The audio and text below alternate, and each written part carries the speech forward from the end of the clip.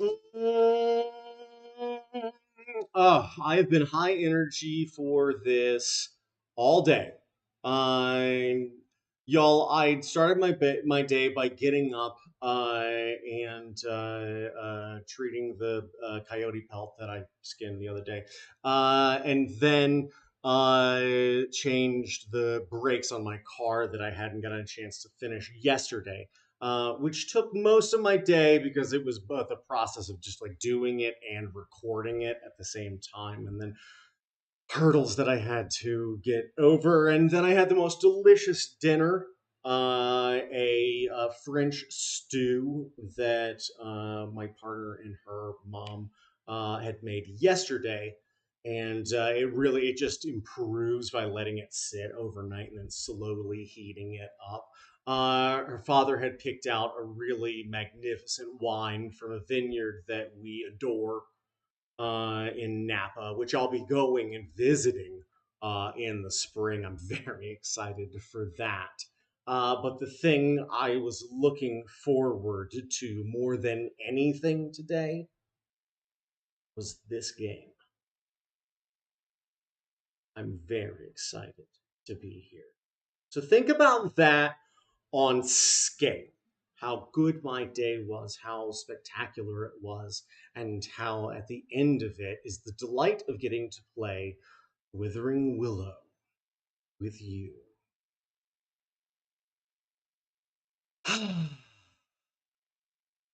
You guys had a big week last week. You met some new people.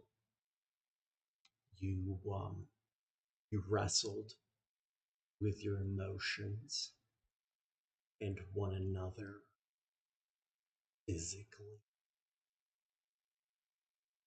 You stretched beyond your limits, and you ultimately managed to endear yourselves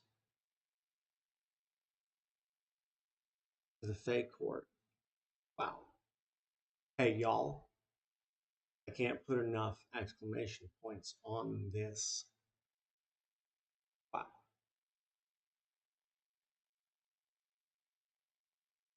Um, my bling. Oh, yes. If y'all hadn't known, I rock hard. Um, so the it was a shame because in Ann Arbor, when I was broadcasting out of the wine cellar, as if from an Edgar Allan Poe poem, I couldn't wear my rings and bracelet because the walls were so close that anytime I would gesticulate, they would be struck against the cinder block walls. And now that I'm down here, I can flail about without concern for my jewelry. I also managed somehow to lose this bangle, and then found it again. Like most great things in my life, if it slips my grasp, it will find its way back. Um, y'all ready for a round robin? Hmm? Hmm? Hmm? Hmm? Yes, Jimbo. including that D4. Why you gotta do me? Goddamn. Goddamn, why you gotta do me like that? It's right there. I can see it. I can see it from the chair I run games in the dining room in my home in Ann Arbor. I can see it from there, but I cannot reach it. It has not left me. It simply haunts me. You were in such a good mood, and it changed so I'm quickly. still in a great mood. Don't you worry your pretty little head none. Let us begin. Let us begin one and all this. Hold now. I believe the No, I'm gonna have to count it. I want to make sure. 1, 2, 3.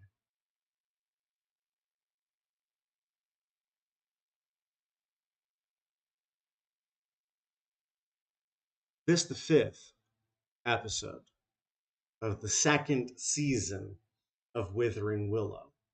And for all of you who may eventually see this, first, God have mercy on your souls, and second,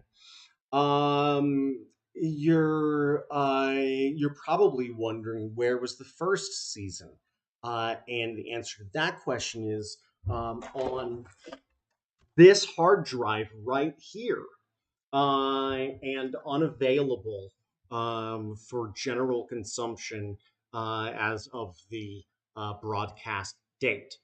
But with any luck, I will be able to take from this plastic and metal contraption and introduce into either a Patreon or subscription YouTube. I don't know. There's so much work to be done to transmit this to there, but I'm gonna try. And if anybody wants to help, just let me know. Wait, how old is it? How sacred is this sacred text? How old is it? This right here, this Well, the audio that's on it, not the thing itself. it goes back 2 years. There are literally 2 years of my games on this 10 terabyte hard drive. I have recorded well over 5 terabytes worth of No, games. It's a lot. I meant like this Of secret this, this secret season one. When was that recorded? oh, that was last. That was between what, September or October and December Yeah. of last year. But You I were there. think a good point. Oh, you were talking about Fight for the Feywild. No. Just this game in general, because this is technically the 2nd season. You guys had 3 or 4 episodes that nobody knows what they were because they weren't broadcast on YouTube. And so there's people that might see this in the future, and they're like, "Where are those episodes?" And the question is a good one because I don't know except for what I've explained right there. Hopefully, I'll put them on a Patreon or something, and someone can pay like money and No, I'm support confused, us. and I was there apparently. You were there. You were there. I checked. Okay. Jimbo confirms you were there. Okay. I think you have a very good point that every time, basically, this hard drive comes into view, there has to be a Halo-esque Yeah, no, the Halo. If the Halo theme could play, maybe in the future I'll have the opportunity to put the Halo theme over yeah, that. just like a really sequel-esque choral that comes to whenever the hard drive comes out. I love it. Y'all, it is as of my watch. It says it's a thick watch, right? It looks like it's 7:43. Which means that we got about 2 minutes to get to the round robin. So unless anybody has anything else they want to get out, they really just can't wait. You can't. Nope. You got it. Does anybody need a drink, a beverage, need some water or something? Okay. No, yeah. All right. I see it. But God, I love that Stanley Stein. Oh, it's solid. Yeah. No, I need it. Yeah. It's a good way of living one's life. Then I guess you know what time it is. It's time for the round robin. Everybody, say it with me now. During the round robin, we like to do 4 distinct things. The first thing that we do is introduce ourselves. The second thing that we do is share with one another and the world are pronouns. The third thing we do is introduce our characters.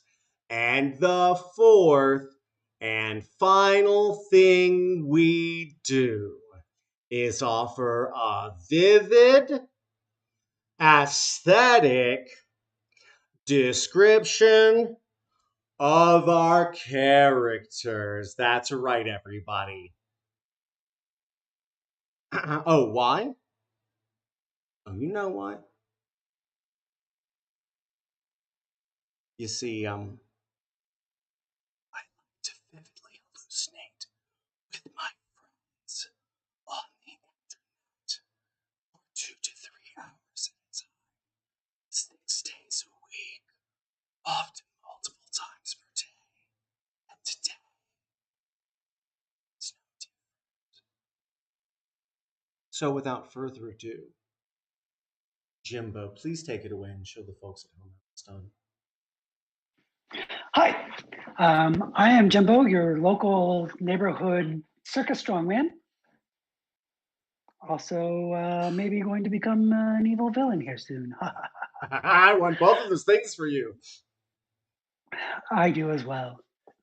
I use those he, him pronouns. I guess I usually use me, I pronouns, and everyone else uses the you pronoun. Right.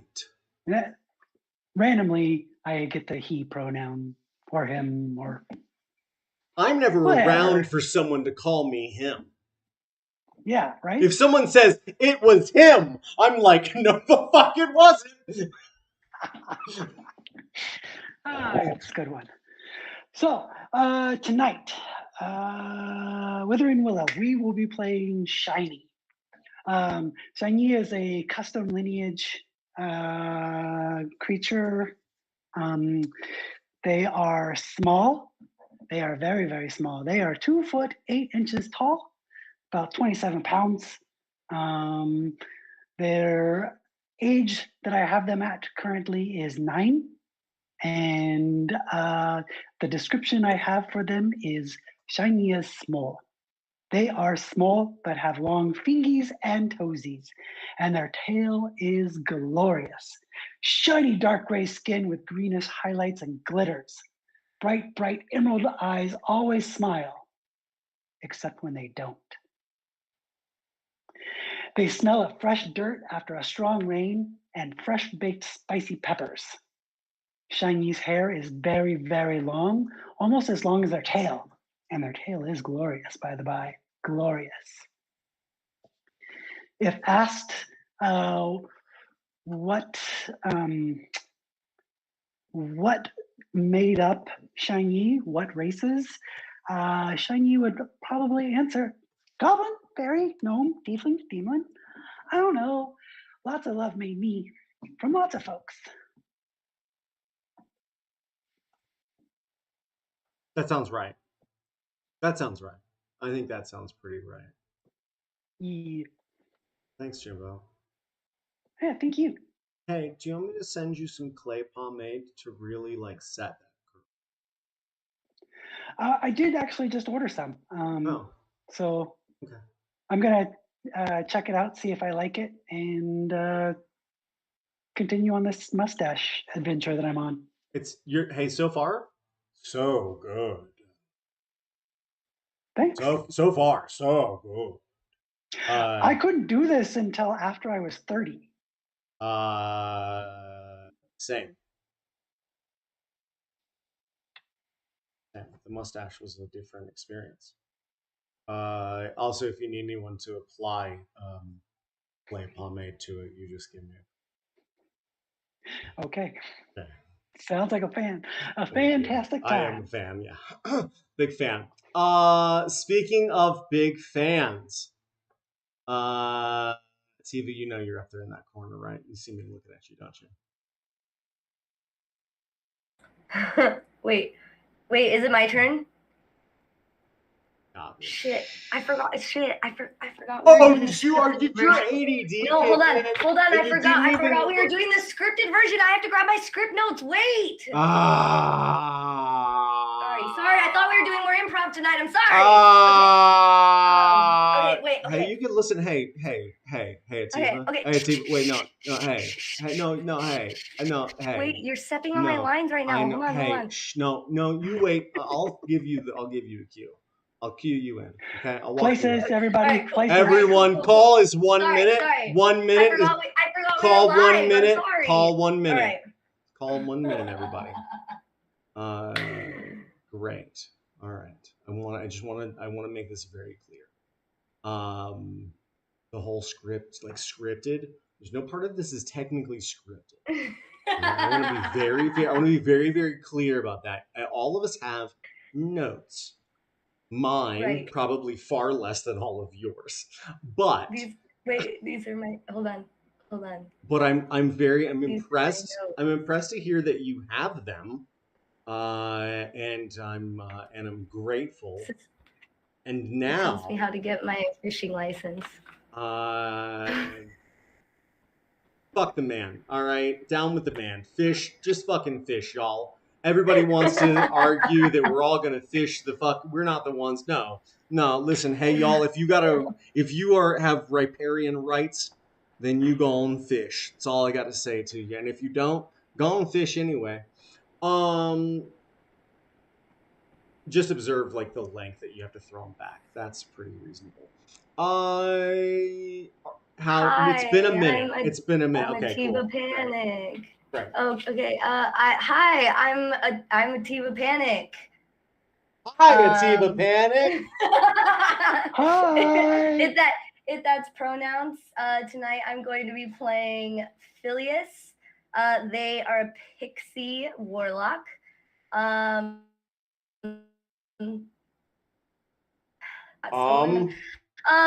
But so they're pretty cute. They have lavender skin. I've actually been working on a new sketch of them.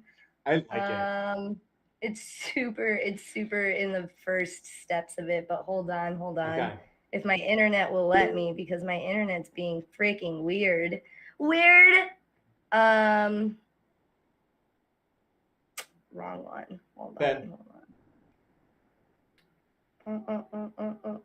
I just want to say, I don't know if it's public or not, but I think I saw a newer sketch of. If it's in there, you can open that tab in a new, or open that image in a new tab and share that link, and I can share it. Yeah, I just mean Atiba posted. Oh, you're talking about Sveti? Oh, I'm so excited about that was my so good. final product, Sveti. Woo!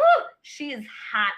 I did the scar. The scar was the hardest part. Yeah, I mean, sharing my screen now. Ooh. I was so inspired from your first Phileas one that I dropped mine. I'm again inspired to do one. I'm glad. I also have to say is... that your delve into this artistic endeavor has already shown dividends. Thanks. Yeah. Oh, thanks. I mean, sometimes I forget that I can draw, and then I get really bored, or I have a day where I just like dissociate half the day and draw something, which has been happening a lot lately. So this is Phileas so far. I haven't added their wings. They have they have lavender skin. They're very small as well. They're about a foot tall. Their hair is like that of forest moss and foliage, and it comes up in kind of a Jimmy Neutron curl, except for when they're mad, then it like they use they them pronouns because they're pixie. Like pixies don't have gender. What? Like they're a pixie. They appear magically. They're made by fairies. Y'all, so, in case you were wondering about gender, it's pretty stupid. It's a social construct, like time and money. It's listen. You pick yours, and just don't worry about nobody else. Well, the social side, yes, I very much agree. There is a biological component that would be very much appreciated if it would be equally studied If there was and any, if there was any sort of Oh man, soapbox. benefit, Too much soapbox. Tell that's us more about Phileas. Phileas. That's Phileas. They're really emotional. They're really emotional little critter. And right now, their pager got stolen. So let's get moving. I like that. Wait. I like that. Wait. Yeah. No. Wait. That's your cue. That's your cue. You gotta go on to the next person. That's okay. That's okay. Cool. I read the notes. I didn't have to. I didn't read the notes. I'm a method actor. I'm a method actor. Have to go find them because I knew what was on them without having to. And to, well, if I need to, I can drive it home. I'm real good behind the wheel.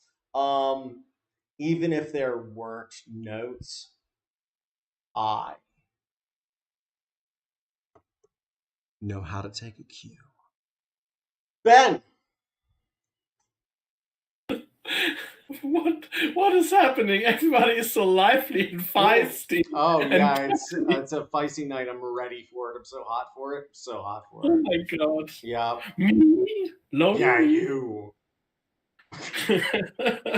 Oh god, this is gonna be a night. I can always. Ben, do me a favor. Yes? Take a long, slow, deep breath. Okay. Just really, just breathe all the way down into your navel. Yeah.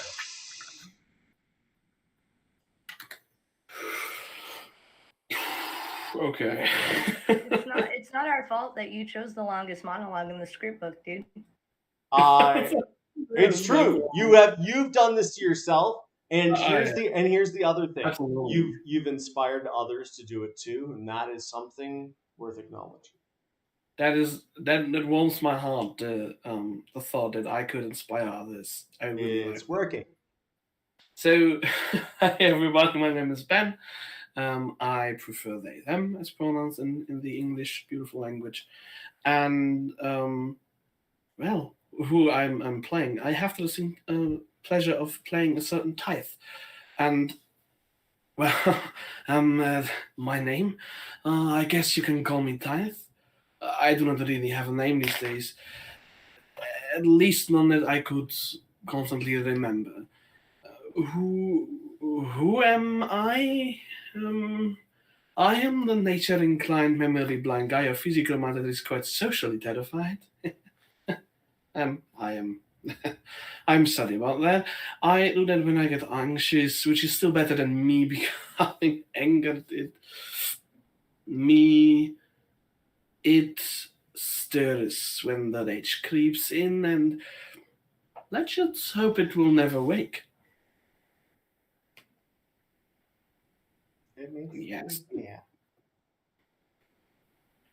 Now returning to the vivid description that Hadley asked for. I have demanded it. Yay! It was demanded, and I didn't read this for quite some time, and I think it's a good reminder on how they look. And I have to see if I can put up the picture. Actually, yeah. Y'all have some real good art and art inspo for these characters. Is it visible? Yeah. Can the art be seen? Okay. Wonderful. Heck yeah, it is. Goddamn. Stop masturbating. That's a different stream. Whoa, Meeting time. You need to calm down, sir. Ma'am, I'm gonna need you to calm down. But goddamn, that's a good picture. This is a Wendy's. Meeting time.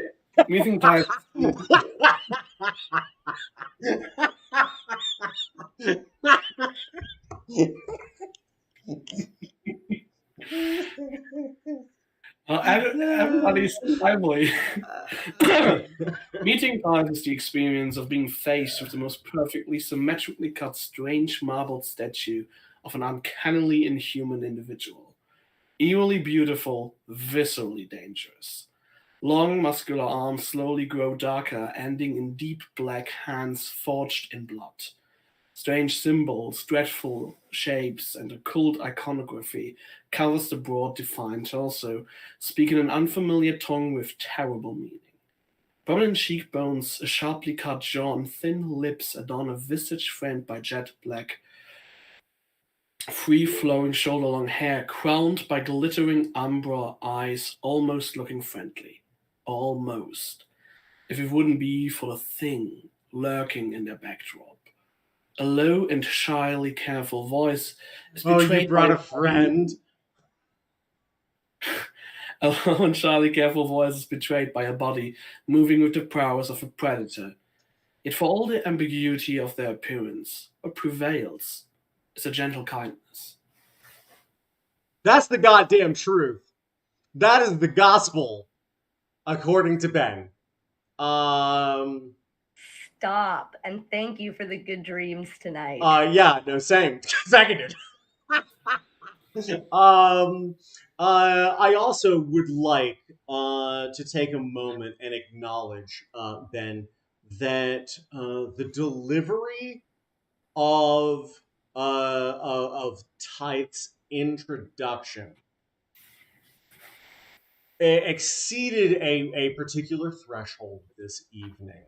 Oh, that's nice. You really worked on And that. yeah, whatever you struck, it was a beautiful, beautiful chord with who that character is. Yeah, Tifu.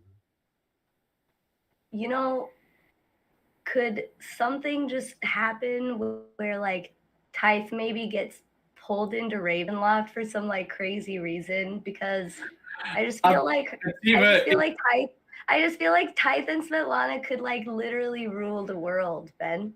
I just feel like they could literally rule the world. Here's the problem that I foresee, and it's not that you're wrong.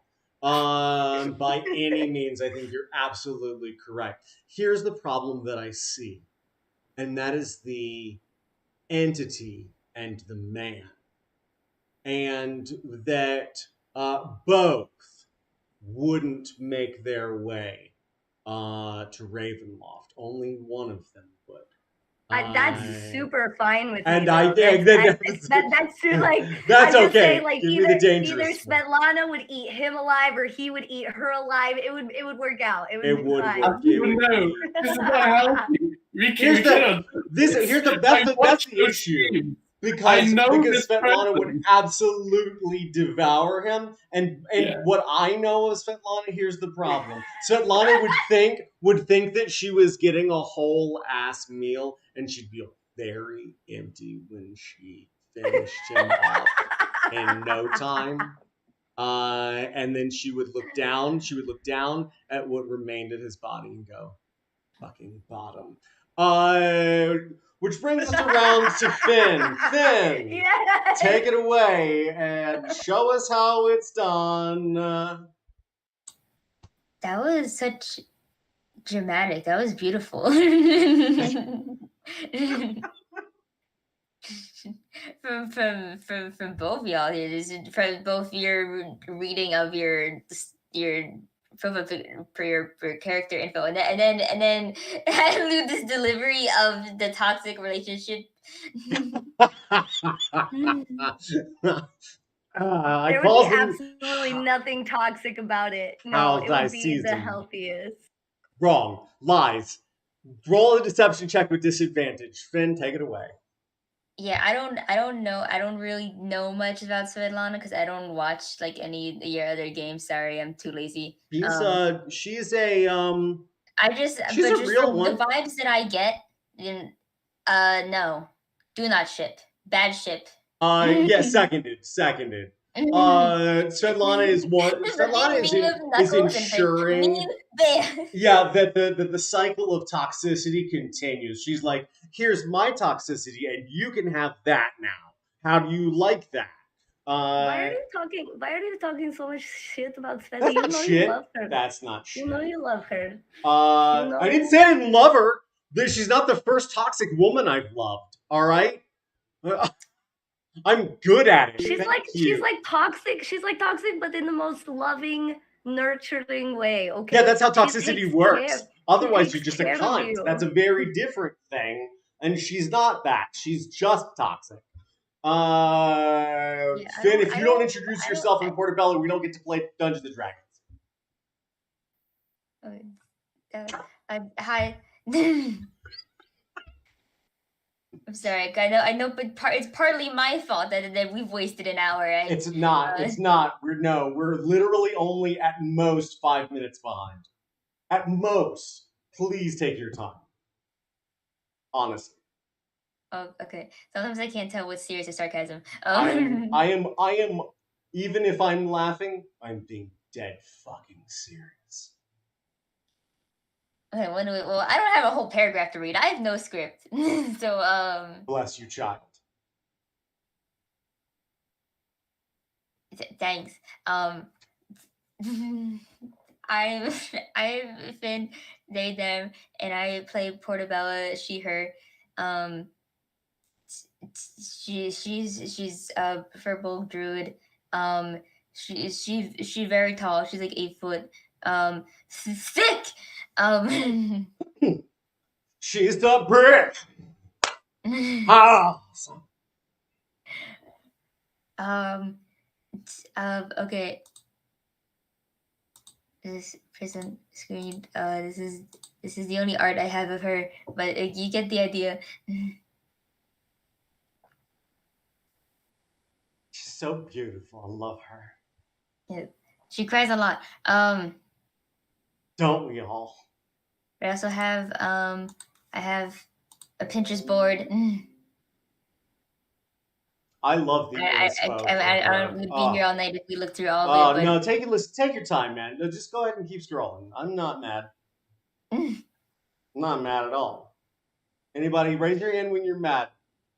Otherwise, I'm just gonna get some brain drugs here. I'm sorry, wait, no, go back. Is that a fucking typewriter teapot? Yes. Shut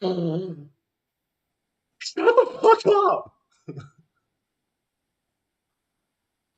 I am aroused by that.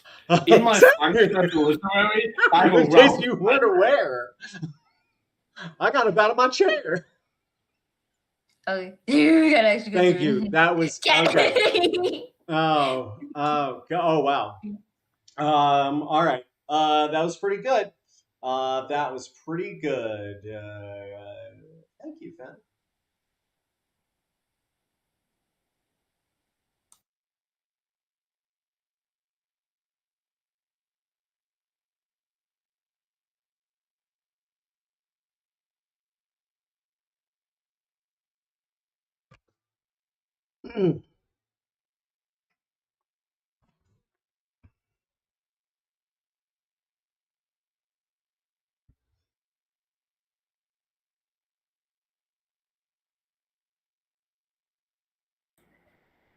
Hadley, you're needed on set. Hadley, you're needed I'm on almost set. there. I'm in wardrobe. You got 5. Keep stalling. Keep the guest stalling. Go on. Yeah. We might need to cut to ads. We might need to cut to an ad right now. For just a minute. No cutting grass. Stall. Come on. Please. Where the anybody, fuck is just- Hadley? I'm coming! Jesus, fuck. Oh. Hey, good evening, everyone. I'm DMing Hadley. He, him pronouns here for 60% or so of your DMing needs. I think it is still pretty pertinent and important that I remind everyone that last year for Father's Day, I adopted everyone. You are all my children now. I am very proud of you. You can call me Dad. Yeah, seriously. And I know, listen, it's okay. You're like, why are you proud of me? I've done so many horrible things. And that's the thing, is that you certainly haven't done as many horrible things as some people. And especially with as much toxicity as there is in this world, seriously, look at yourself. You could be so much worse. Why shouldn't I be proud of you? Now send me some art. I'll put it up on the fridge.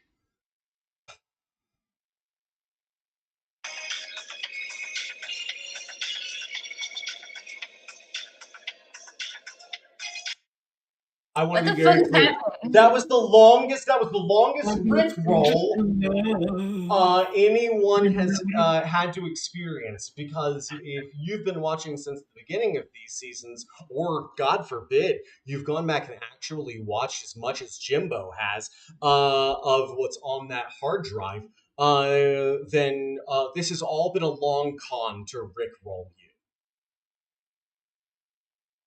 Let's roll for initiative. I like a Rickroll because I like the song. It's a great song. It's I a don't know very why good. anyone would be upset about it. The problem is that you only get it segmented, and in its whole, it's a very good song. And I think people forget Rick Astley is a very, very good artist. Go to the more recent albums of him; they are good. I believe you. I'm really excited to hear what's up with Sveti. Because obviously Sveti's going first. Without a doubt. With a face like that, Ativa's got to be on the chopping block. First of all, my name is Phileas. And yeah, I mean, second Phileas. of all- So first off, I said Phileas is going to be first, and then I said because your face is Ativa on the chopping block. Second of all, I'm definitely going last. I find that difficult. You got a 1? An I got actual 1? plus 3, so I guess I got Same over 4, here. Both of you got 1? Oh my god, what is wrong with you two? What is happening? We're Late small. bloomers, I guess. We're small, yeah. We're small. just little guys. We're the little guys, that's why. Tythe is huge and big. He's slow. All right, Tythe, what'd you get? 15. For God's sake. I got And a one 6 thing- because we're going in height order. Yeah, that's exactly what I'm trying to say. I was waiting for you to be a 15. Fantastic. I just to be more self-affirmatory and to indulge also other people in that I like and cherish. I could listen to us all day. This is great. I love this so much. Bro, we got a new follower. That's how entertaining we are right now. What? Really? Yeah, you didn't see the new follower? I'm What? sorry. No, I'm. Gotta get better at Look, multitasking. That's not okay. You know what? I now commandeer Somebody you. call the Nope, producer. Nope. Here's the. Funny Somebody you call should. the producer. Hey, somebody. I can't work under these conditions. Y'all. You know what makes me happier I'm than totally on your anything side. We should unionize. is that All yeah. do Clearly, to unionize against Hadley. Go ahead, please. And here's the first thing. The first thing I'm going to do is nominate Ativa to be in charge of production. I'm very grateful for you to volunteer. Your clear awareness I tell you and what, my desire people will contact your people. to improve the experience for all parties Look. involved. It means the world to me, and I will be glad Look, to I share got you- with I you got you in whatever exposure I am I've got you in the rewarded agenda now, okay? through Don't be your hard playing. work. You cannot afford Ativa. I didn't say I was going to pay her. No, he Oh did my not. That's why I said my people will call his people. Look, I've got your number. My people will call your people. We'll be in contact. Okay. That's All right. that's TV speak for If we you- don't want to do anything. If you well, you've got some very interesting choices to make now. Because if I don't pay you to tell me how to run my fucking channel, then you can keep your goddamned mouth shut. Try me. Cause I'm Fine, bulletproof. All right. So let's take a look at this initiative order, everybody. We've got Portobello with a 16, Tythe with a 15, Shiny with a. Did I say a 5? It's a 5 because I rolled a 1. This many on the hand. Great. Very that many exactly. Funny you should mention that. Right there. We should have known. We should have known long ago. And Phileas? He got the tattoo just for this occasion. It doesn't look like Right. it, but No, I I know. There was a blank spot until just earlier today. Phileas, what did you get? What did you get? A 4. A 4. Hmm. Hey, Ativa, do you want to go grab some like dinner or like a small meal or something like that? Do you like feed your rabbits or like fold some laundry or play a video game or something like that? Because it's gonna be a minute before I get to you, love. I'm not He I thinks I'm not already playing a video game. I didn't say that you weren't. It's not entirely evident that you are. But I was absolving you in this case yeah, instead you're of scolding. you're a team. If you have your inbox, I don't need your open, absolution. let me just give you here. Just Listen give me a here. give you a switch. Here, have a switch. No. No, I don't need your switch. It's a good switch. Listen here. Willow's gone. Nothing matters anymore. Okay. Here's the problem, Ativa. Just the only thing I'd like to sort of foresee on your behalf, if I might be so bold, and that is that you do have to look over your character sheet so that you know the things that you feel good about that. I did. I did. Hey, listen, if you did your homework, then go play your video games. Portobello. I'm just more dexterous. I literally did my homework day of, teacher. You know what? You remind me of every But you had English to teacher I've review ever it. had That right was the now. problem. That you wanted to have sex with him? That's not inappropriate. Jesus, Portobello.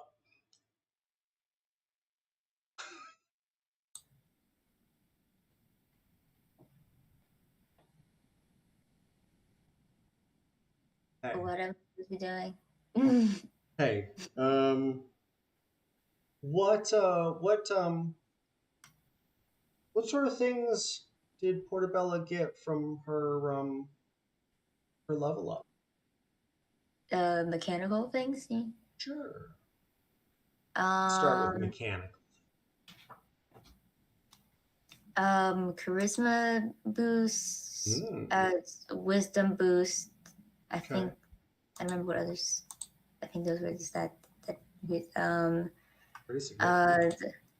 I don't think there was any. I don't know if there was a class specific boon that you received Yeah. at 4th level. I think the next one's 5th and 6th.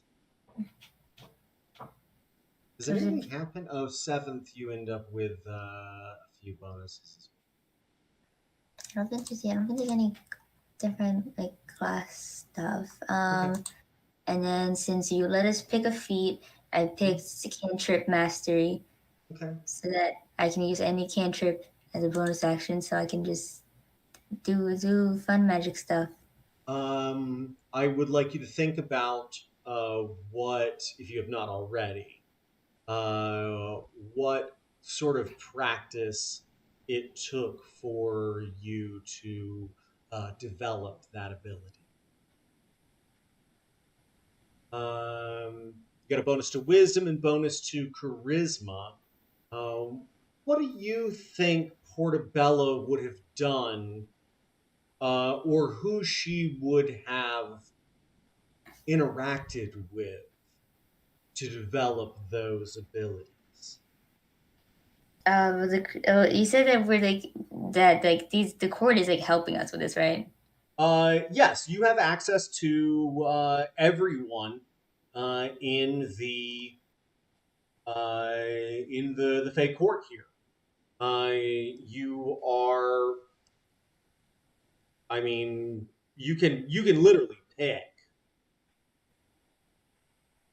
Okay, well, definitely the Carissa, and then she was like talking with the one that's like the fuck boy. He's Okay. Yeah, that one or the one that looks like the leprechaun. Those are the chatty ones. They're also a bit of a 2-for-1 special. So, and they were the ones that you were interacting with when he was sort of Skelly, I believe is his name.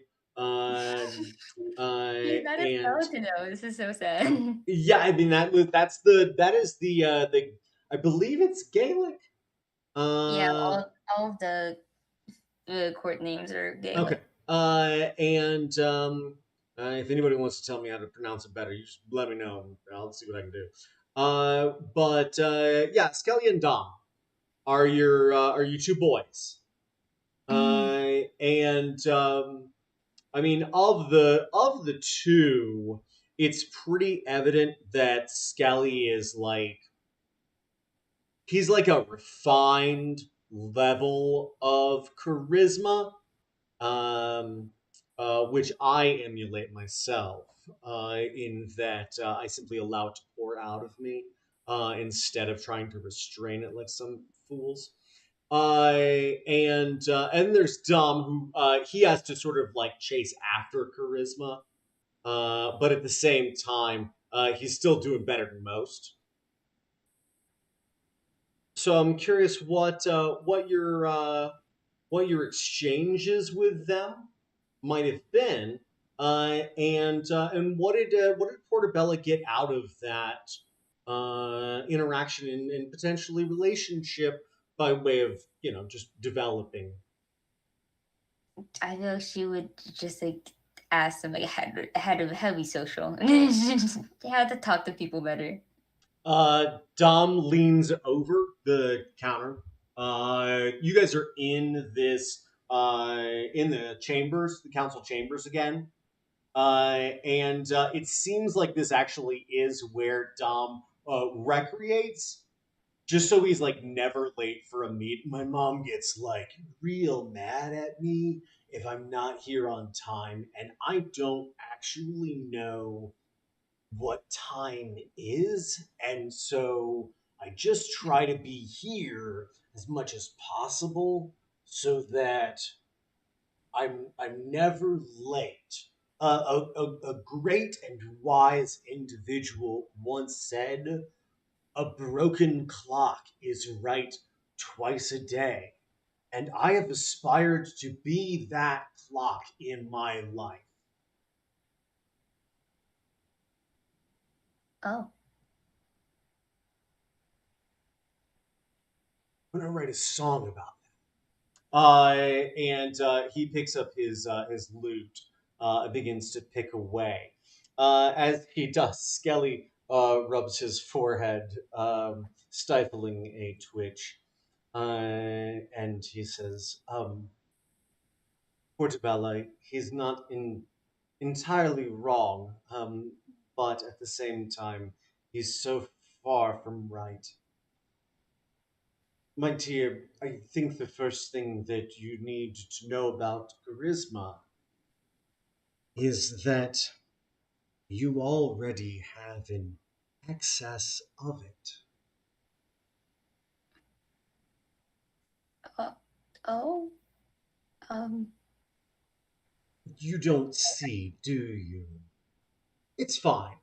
He hops down from this desk into the sprawling room. As you look down, the different mosaics which represented the individuals seated at their respective uh, positions are all empty except for the one that Dom currently occupies, which is a quite bacchanal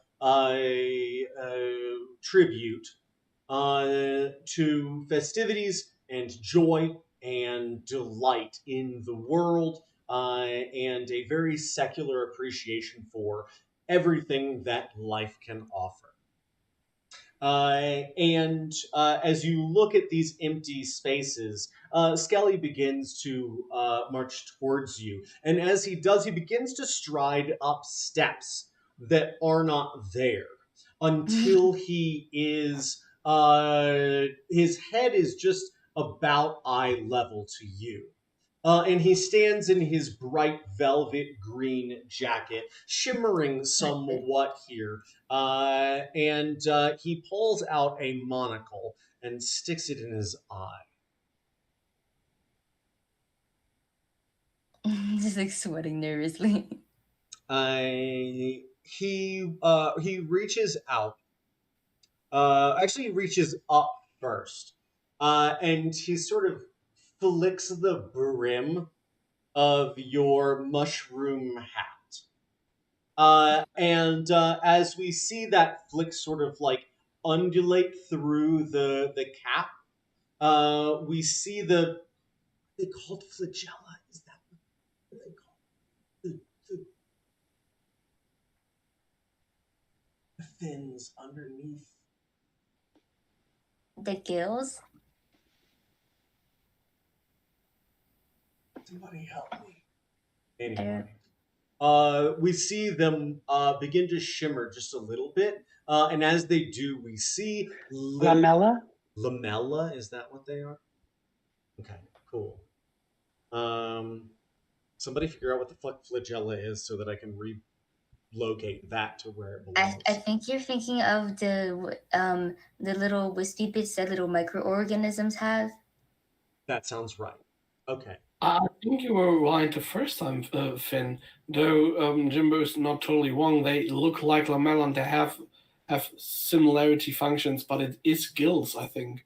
Yeah, the things that are like under the mushroom, those are the Yeah. gills, because that's like mushroom breathing. Hey, this Yeah. is DMing Hadley's Mycelial Studies 101. Thanks for joining us this evening. Very professional. Okay, just for want of ease, I will say gills.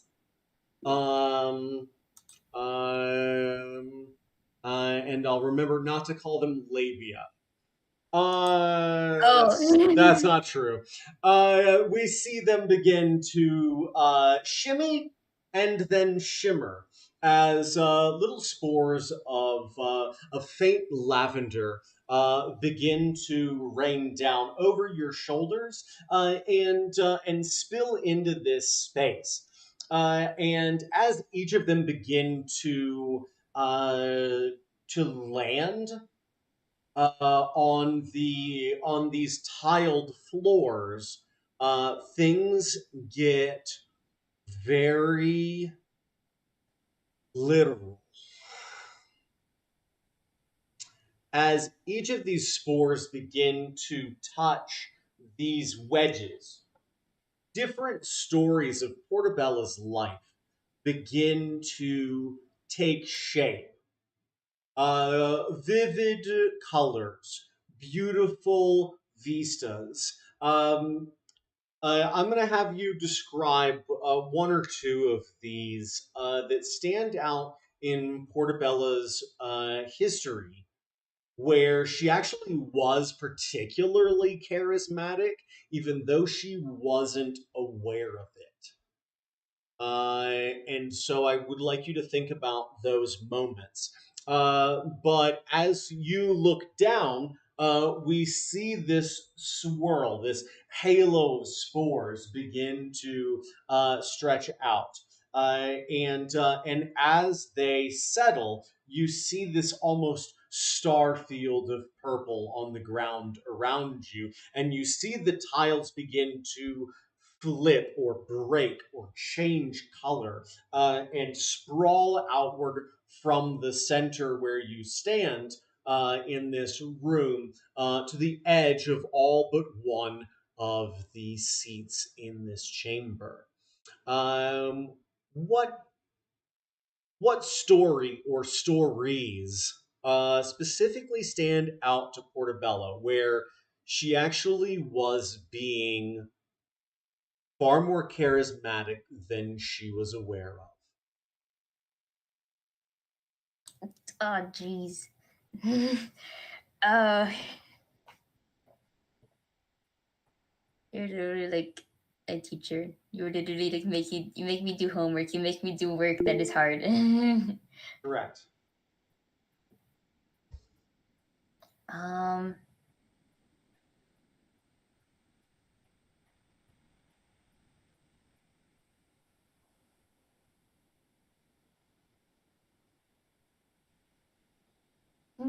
I don't know. What does Ben have to say? Let him say something, and then maybe that'll help. I don't know. Sorry, what they're saying.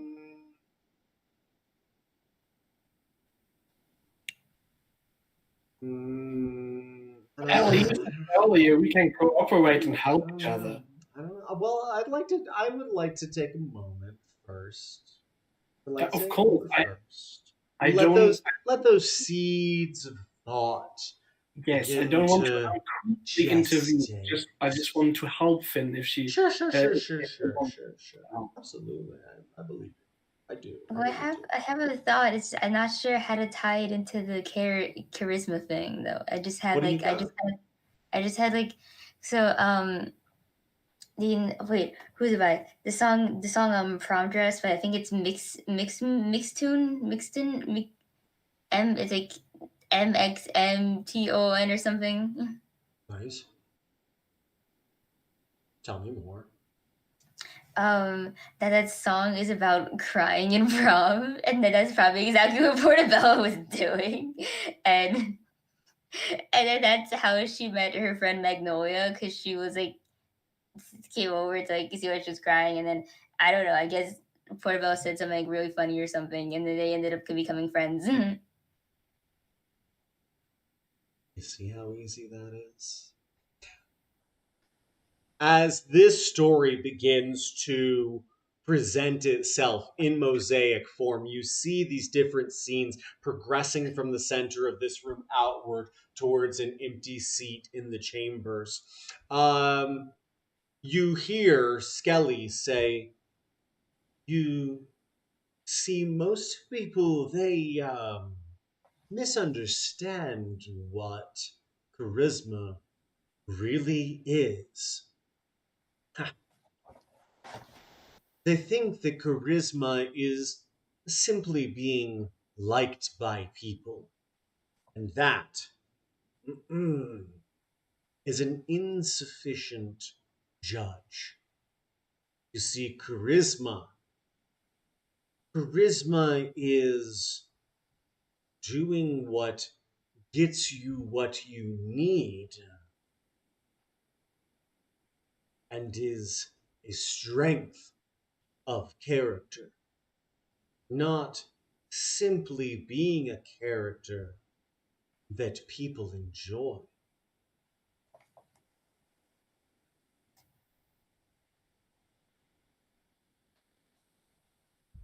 What does Portobello do with that?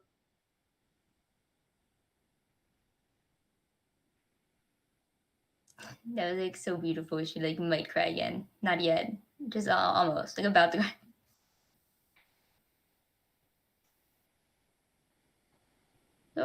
So when I cry all the time, and then people do feel sympathetic and then do what I wanted because I cried, that's charisma.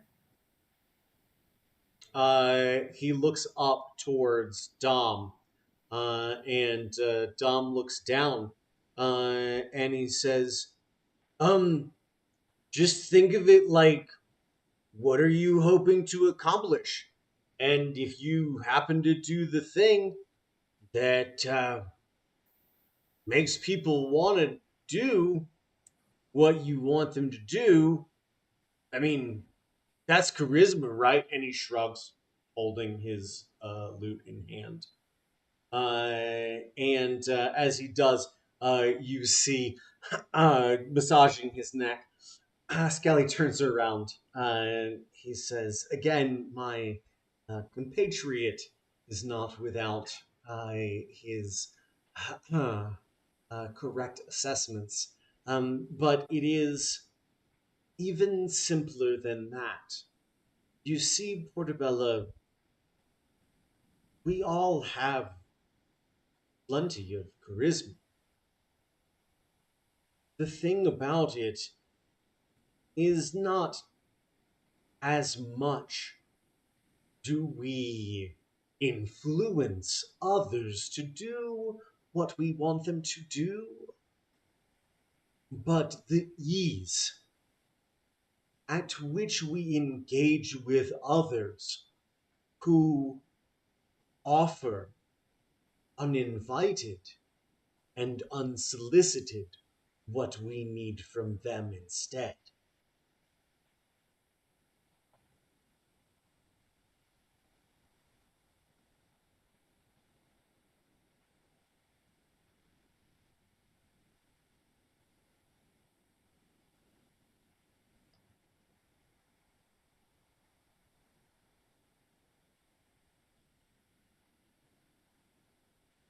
Any other stories you're interested in sharing for Portobello? That was like for me as a player, a lot to take in. Cool. That was deep. Welcome to DMing Hadley's Games. Because Uh, the thing is, Portobello is not. I don't want to say she's not a self-insert, but like I based her own social anxieties off my own. So then that kind of spoke to I would me. have never assumed that. Yeah, you totally would have not. I know. Never would have known if you hadn't uttered those words just Shut the fuck up. I get it. It's you know, but some random person who discovers across this stream might not know. So That's fair. That's fair. Nicely done. I would like you to tell me what cantrips do you have access to? Can you pull up your spell list and just tell me what you okay. got locked? Because now you got bonus actions. You have a lot of stuff locked and loaded. And again, Finn was absolutely right. There might be people watching this that maybe just stumbled here now into this. And that is that DMing Hadley's Games, we play with open spell books, which means that if you have access to a spell or a cantrip, you have access to all of the spells and cantrips that situation provides. This extends even into sorceress stuff, meta magic, all of your smites and paladin stuff, and all of that. And so on and so forth. If you take some sort of cantrip thing in another class, you get all the cantrips in that. So as long as you have a appropriate spell slot available or higher if you want to upcast it, then you get to cast a spell. And it's because I like to burden people with having to look up spells so I can buy myself time to figure out what's happening next. Ben, you had a question, comment, or secret ambition for me? Yes, I just wanted to put a general focus and an address on the incredibly endearing sage appearance that Ativa came back to us with. Yeah, this poncho and felting combo, strong. I'm really appreciating it. Show me the penguin. You're felting a penguin, right? So what else would it what else would it be? You're felting a penguin. Can you do me a favor and stop knowing me so well? Jeez. Everyone tells me that. Everyone tells me that. And you know what the answer to all of you is? Tough shit. It's really cute, Ativa. I love it. That's really good.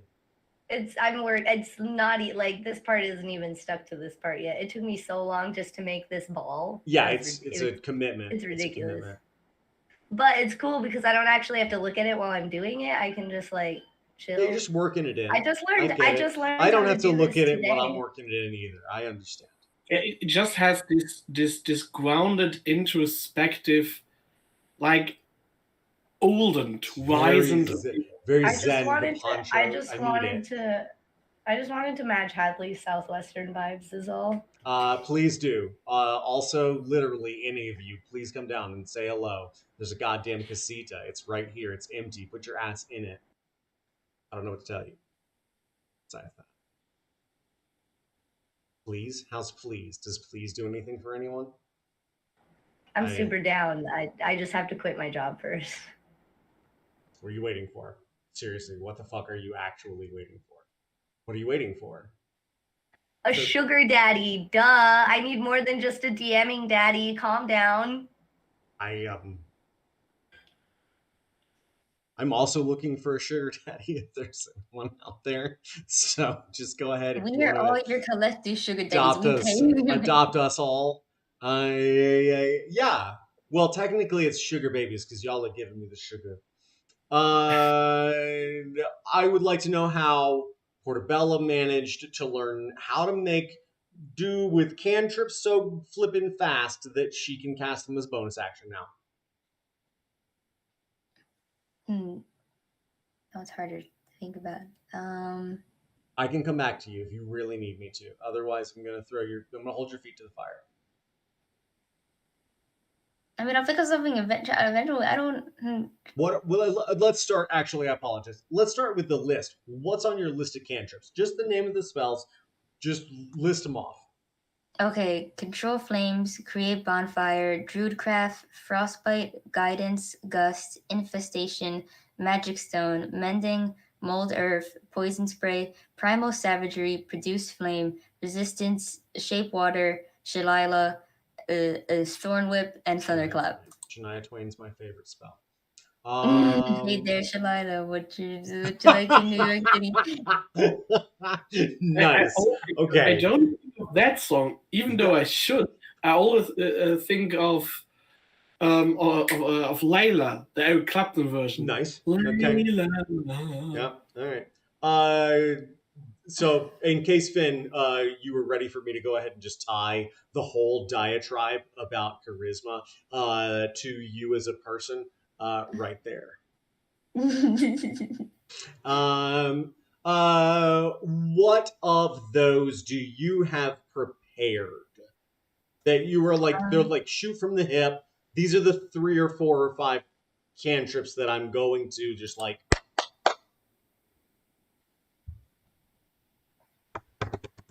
bang bang bang, whatever that thing is.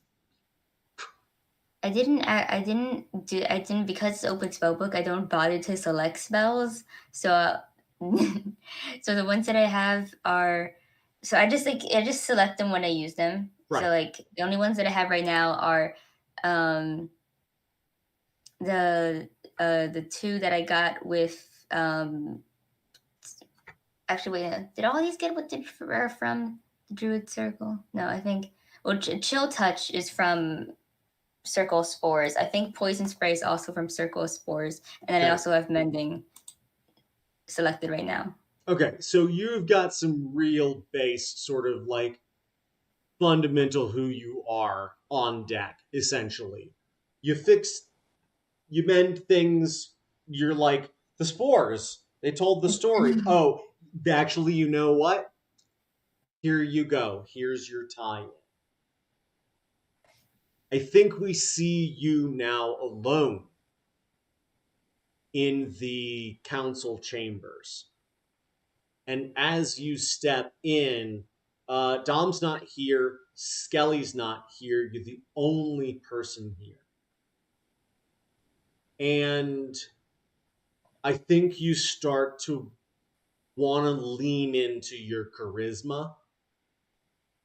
And I think that as you shake that cap and your spores begin to drift downward onto these tiles, I think you see a dozen of your stories begin to play out in front of you. And I don't think there's a way, in the absence of these other individuals, that you can keep from crying.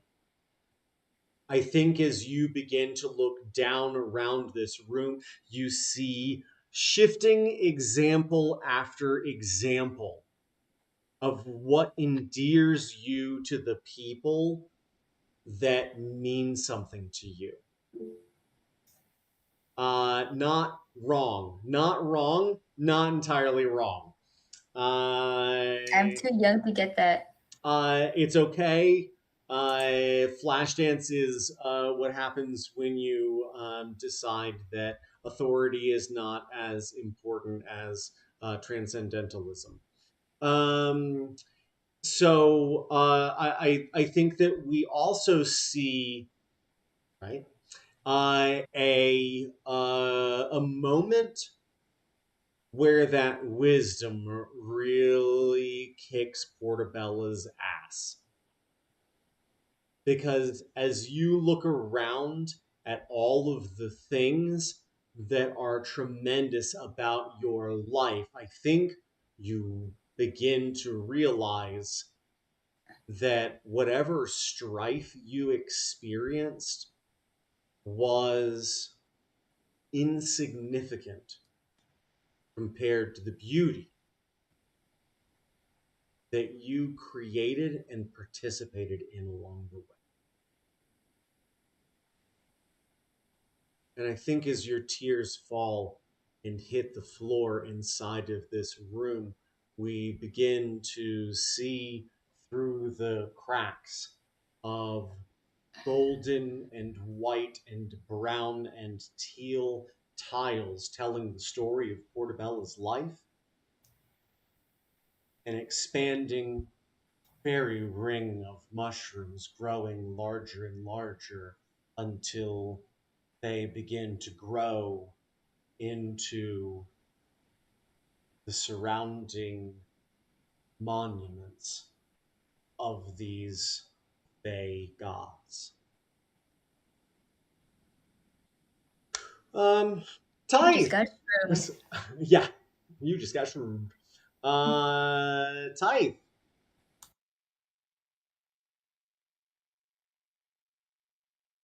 Goodness gracious. Hey, what'd you do? Uh-huh. What'd you do?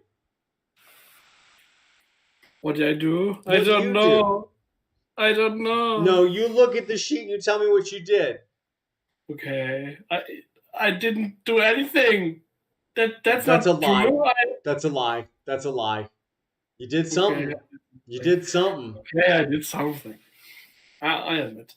Yeah.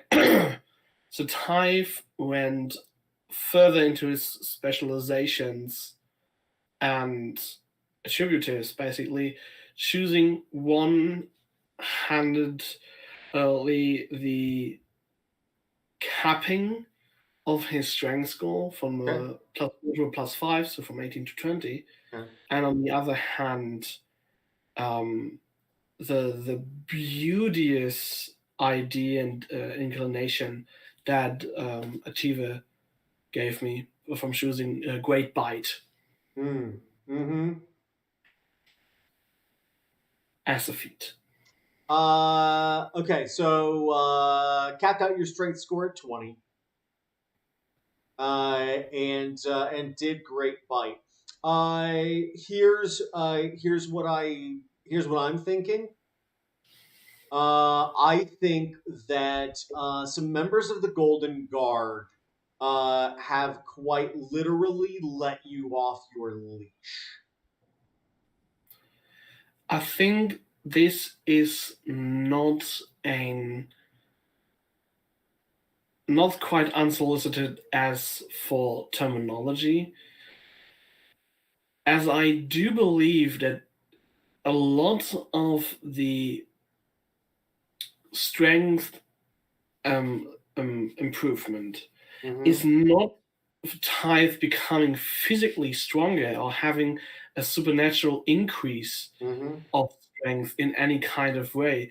It is that they see for themselves or understand that they restrict themselves very fiercely, and that they hold back not only a lot of emotional enticement, but very currently also physically, to not hurt people, to not hurt others mainly, and to not give this thing more room. Can I? Okay. How would you feel about spending time with first Oberon? Oh my god. I think it's good because it's a very bestial, wild interpretation of nature. And Scarret. think that would be fair, actually. Here's what I'd like to do. I I think that you're going to have to do both of these things to make sense for your character. You don't do something like Great Bite No. Yeah, without yeah. some savagery. I think savagery is also not unfair, but this stems from another thing. I do believe Tithe has come through the interactions he witnessed in this court and to the time of introspection that this weird suspension in time and space gave him. I had to come to the realization and force himself to the place to admit that what they calling a thing is far more sapient, far more sentient than they are willing to admit. And that, I think, And is what I want to visit when you're with Oberon. yeah, Um, and I so here I'll offer up a couple of options, if not both. You're welcome to help yourself to either or both of these. Um, to when you're working with Scarrett, Scarrett is a tremendous individual in a lot of ways. He is a bastion of neutrality. And there is a particular disaffected persona that he shares and shows to people. It doesn't seem like anything phases him, which is pretty impressive because usually when Tithe goes anywhere, little critters start to scurry away, right? This guy looks down at you and sees you for what you are. You are an individual burdened with a means to tap into something primal. And I think that some of his most significant advice that he tells you is that wrestling with yourself is a fool's errand. You must exercise every part of you until it is exhausted, and then it can cause you no strife.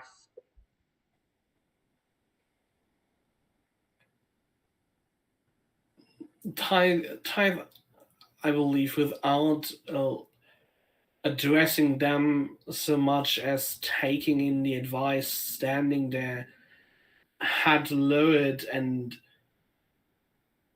being in a mentally storm that rushes inside of them would take a long time to answer and say, well, isn't that quite a problem that I that I have? It is not me. It is not quite every part of myself. I don't even know what I am. I have no memories. I have no person. I was just there at some point, not knowing if this body even belongs to myself. He reaches down, much taller than you are, and puts his hand heavily on your shoulder. You can feel the vegetation growing down his thick, furry forearms, beginning to drape over your body. And he looks down as we see you just almost looking at your feet. And he says, "You may not know who you were, but it seems to me you are certainly knowledgeable who you are now. The only question that needs to be answered is who you will become next."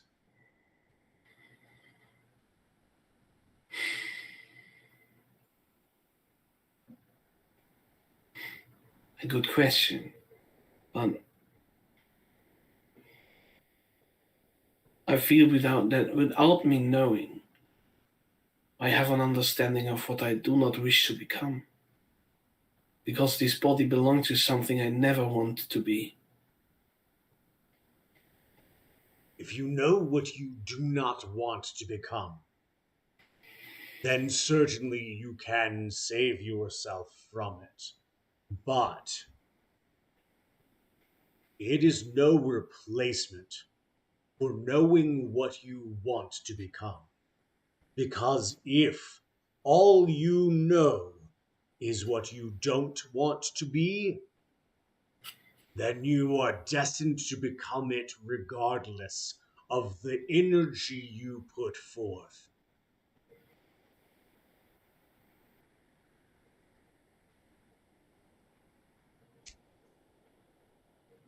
I think that is the moment that Tithe for the first time raises his head, and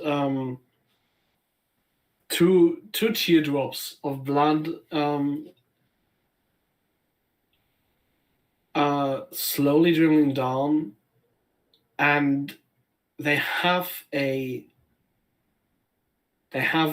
expression of recognition without needing to vocalize it, that they don't know the path forward, they don't know the future, and this kind of determinism isn't something for an individual that lives by the hour to not lose themselves to something they feel lurking on them.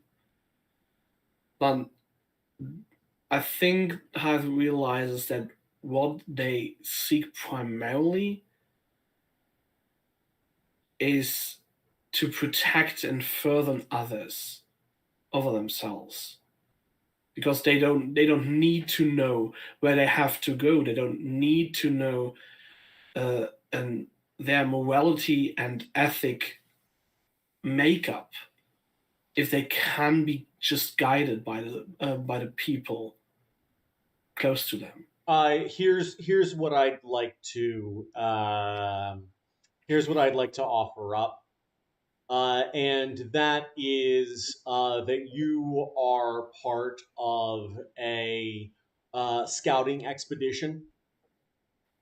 As the darkness from Willow's branches begins to drift closer to the spring court, you are implored by Scarret to push back assailing forces who are probing at the border of what has been essentially set up as a almost last stand perimeter. I mean, like if there is if they get much closer, spiders, drow, other dark, twisted entities of the Feywild, if they encroach much closer, then we are in a dire situation. And I think we see you as part of this team dispatching uh, any number drow and beasts at their control, and I think we see Tithe coming back from these raids, essentially exhausted, the beast satiated to some degree, and then I think we see you still dripping with thin, shimmering purple blood as you make your way towards a northern part of the Fey court. And as you stride past these um, almost fortress like, what's the wooden sort of fortress called? Somebody help me out there. Starts with a P, I think. No, it's not palisades.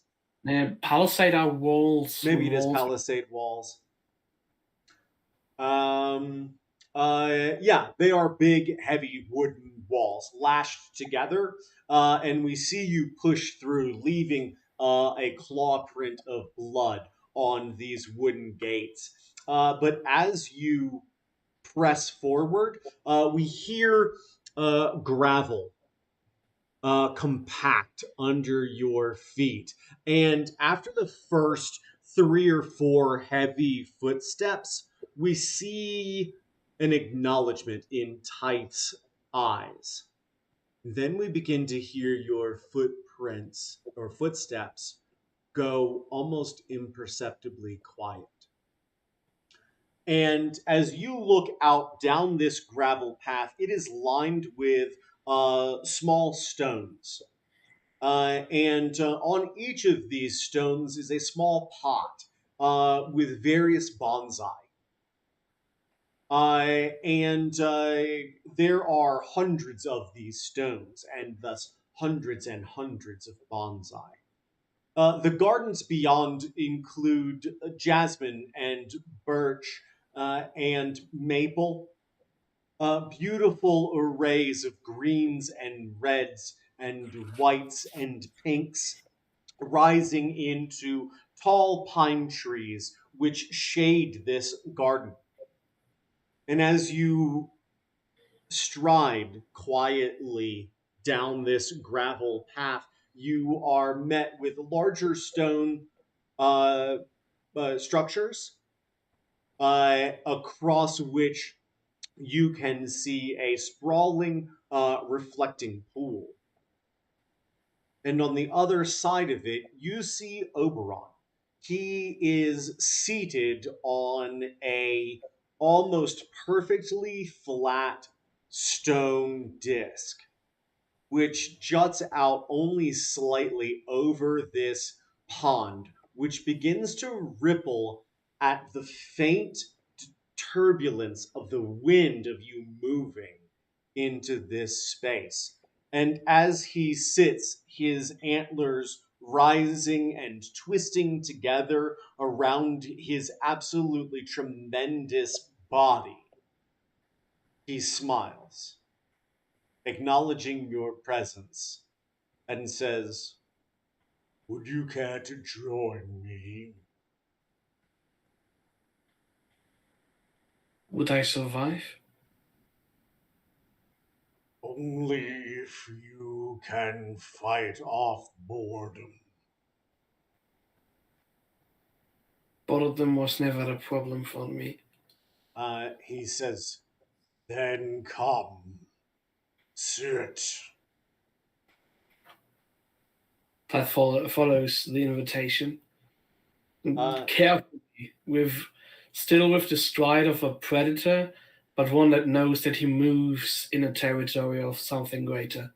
as you begin to walk off to your left, the trees here begin to grow up and over this gravel pathway, which walks several dozen meters away from Oberon's position and then curves back around the side of the pond to this rear palisade wall covered with ivy and blossoming jasmine.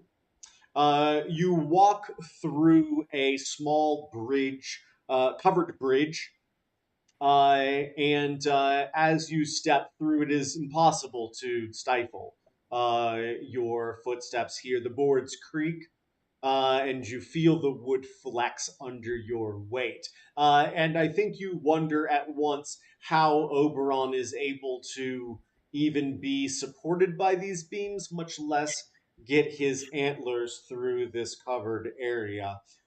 And as you duck to come out into this space, you realize why he chose it. From here, you can see all of the bonsai, all of the maple, all of the pines that grow up over the walls of this fortress of solitude, as it were. And he does not move. His legs are crossed. His body unnaturally poised with perfection.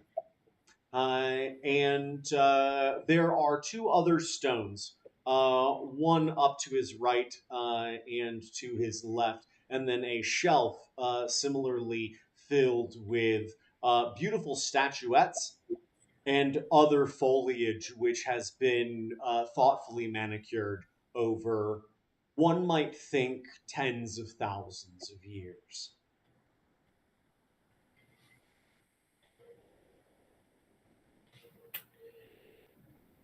I would believe that Tithe does not recognize the environment so much as the entity, Mm-hmm.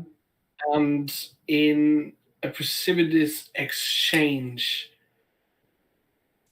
of a very primal conversational level takes in the immensity that this individual, this being represents on this scale. And so more as a natural reaction to this kind of communicative channel, they go on one knee, let the other follows, and sits on their legs, their hands on their knees, never breaking line of sight to Oberon, always being careful. Roll me. What do I want you to roll me? I want you to roll me something. Let's. That blunt.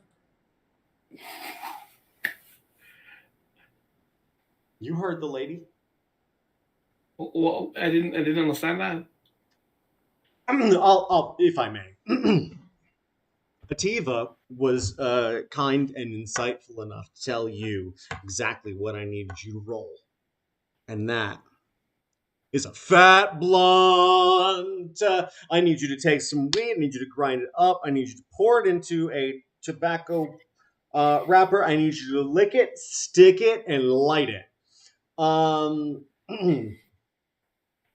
I mean, I live near the Netherlands. Give me 2 hours. Thank you. I appreciate you. I'll be right there. I also need for you to roll me an insight check. Yeah, well, the reason I was not able to contain the smile is that I rolled a natural 20. I don't know what my insight is. It's 0. My name is +1. It's 21.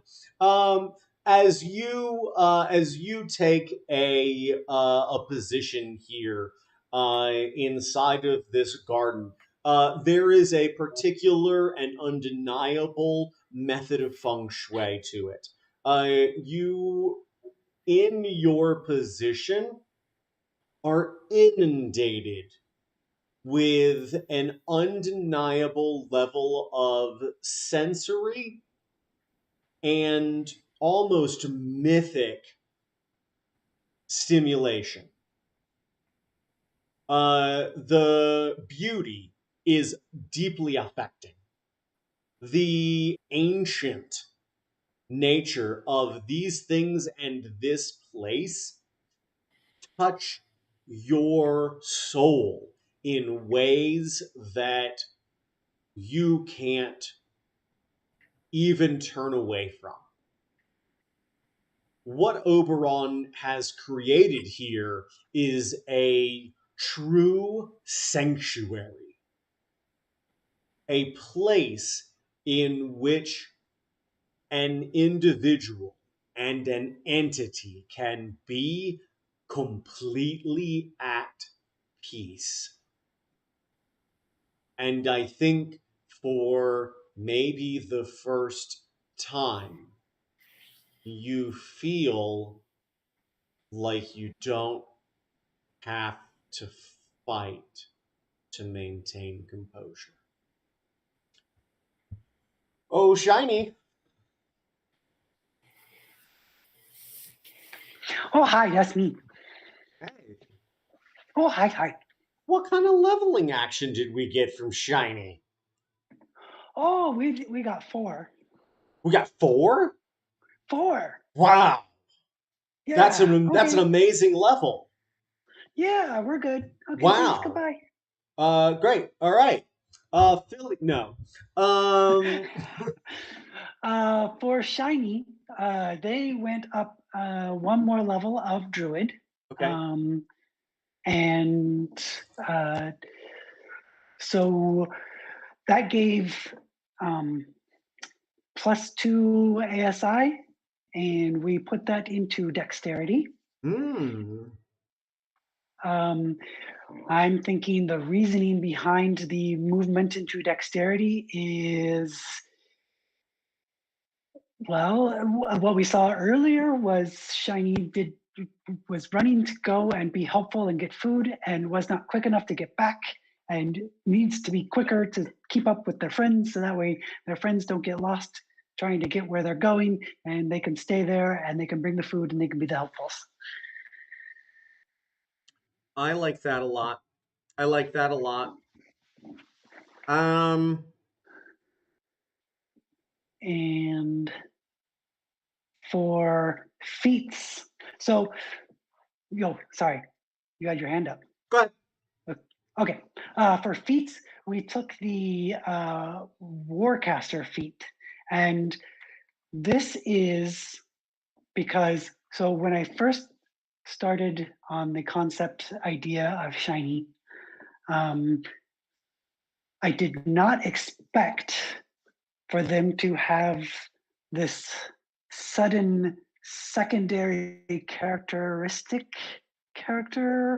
style characterization added to them, which is their hair becoming basically another character as a part of them. And it started with the addition of you giving the boon of Hair Whip. Yep. And so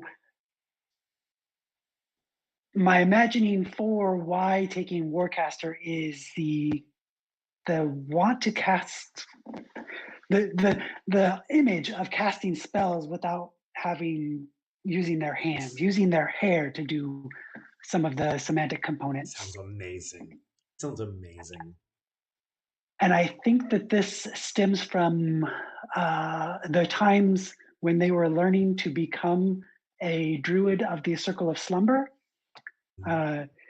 They were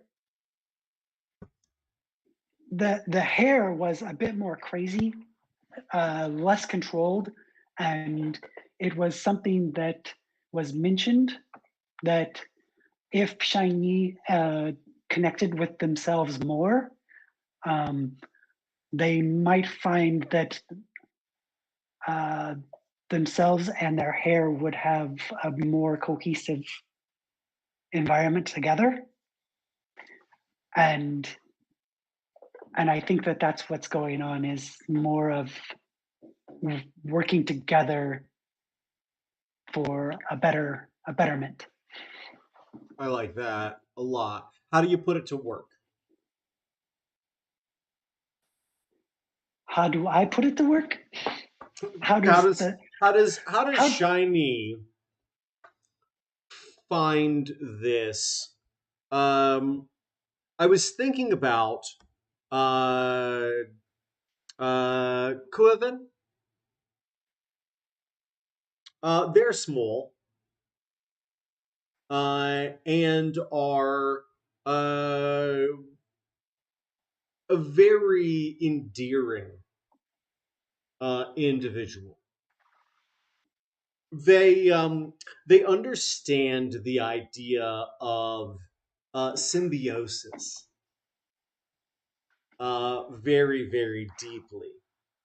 As many of his he doesn't like to say offspring necessarily, but honestly, he is sort of the progenitor of his race.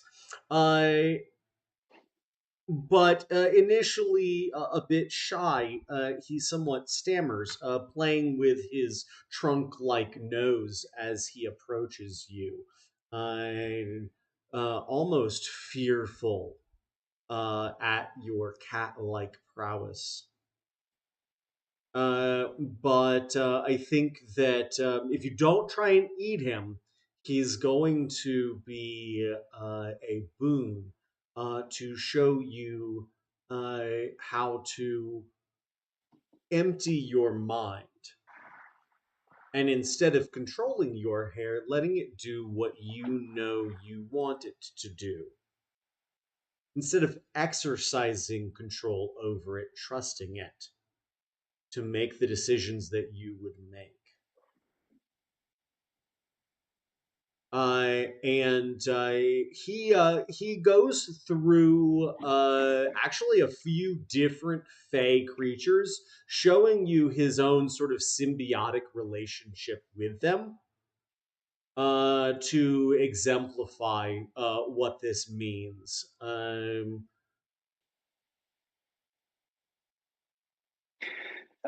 What size? You said that they are also small. Yeah.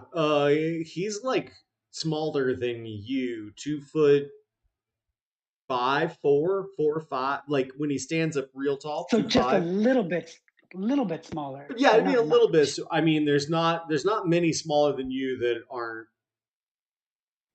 I mean, prey animals. Let's just be honest.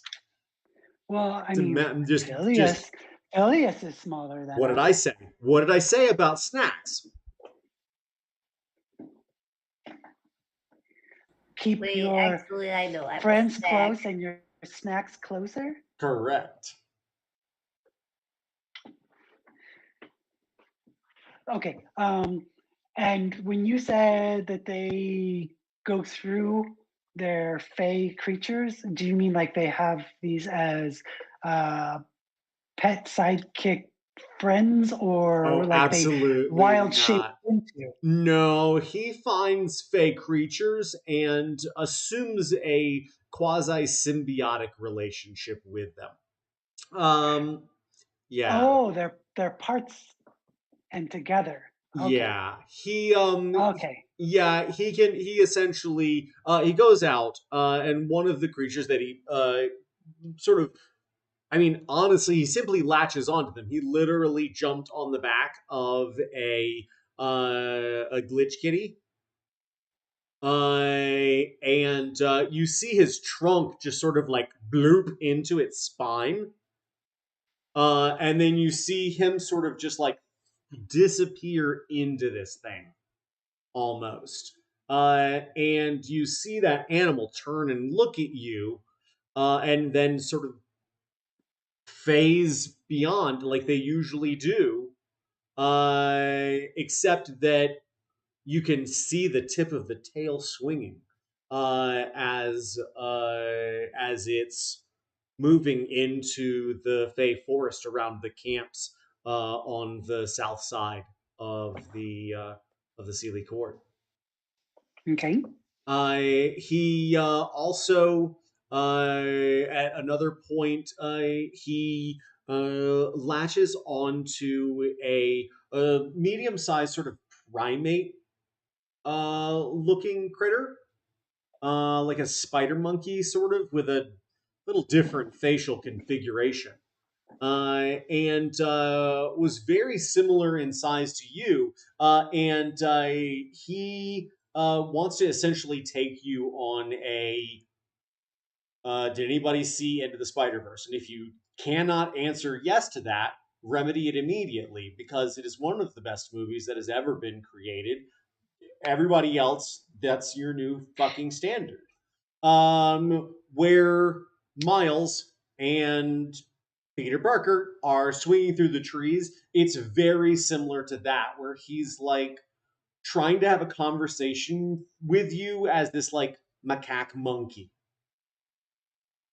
and explaining to you that like you just let the limbs do the thing and you can swing through the trees. You don't actually do any work.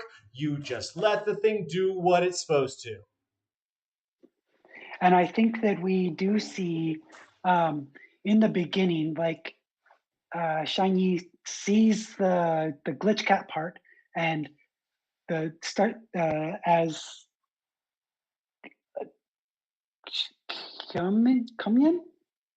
I'm gonna make sure I say. I'm gonna try and say it right. Kuivin.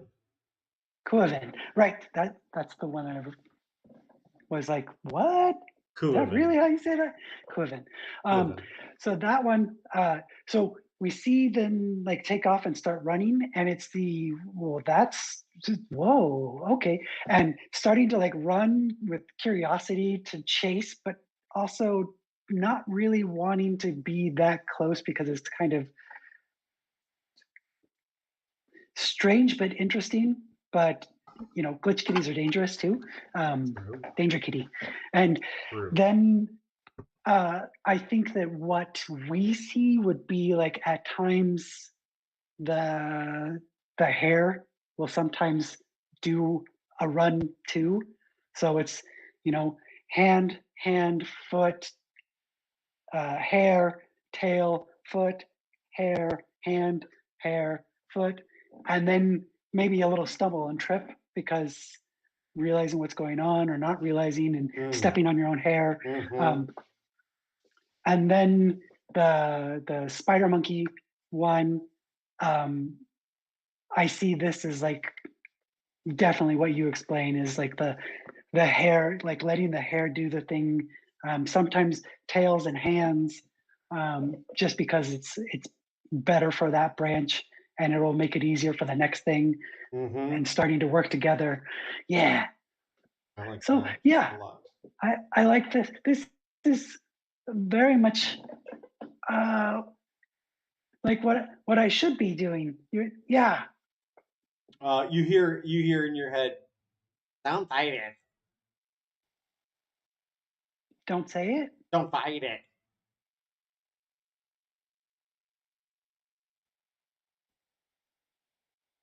Don't fight it. Don't fight it. Don't I'm waiting to not fight it. fight it. I don't like fighting anyways. Fight."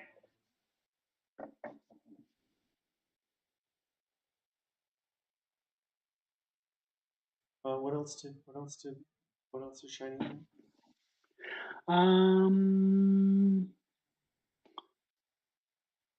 I think because I got a new cantrip and a new spell added.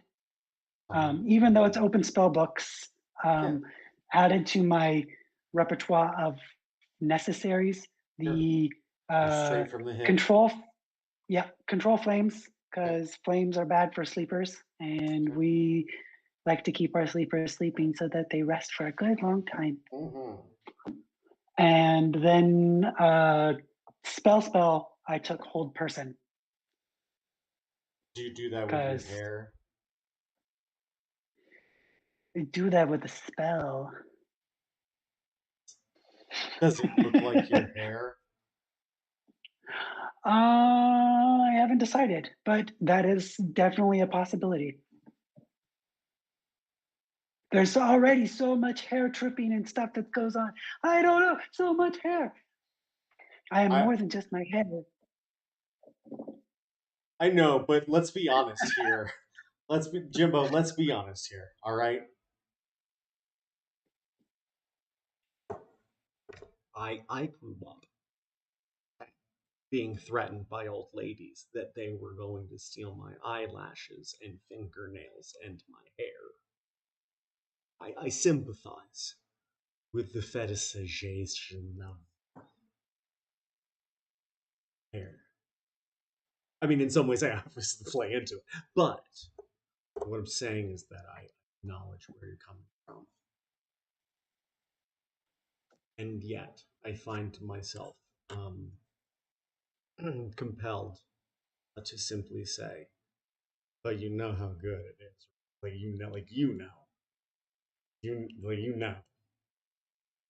I know you're not just, but you know, but you know, yeah. Yeah. Okay, all right.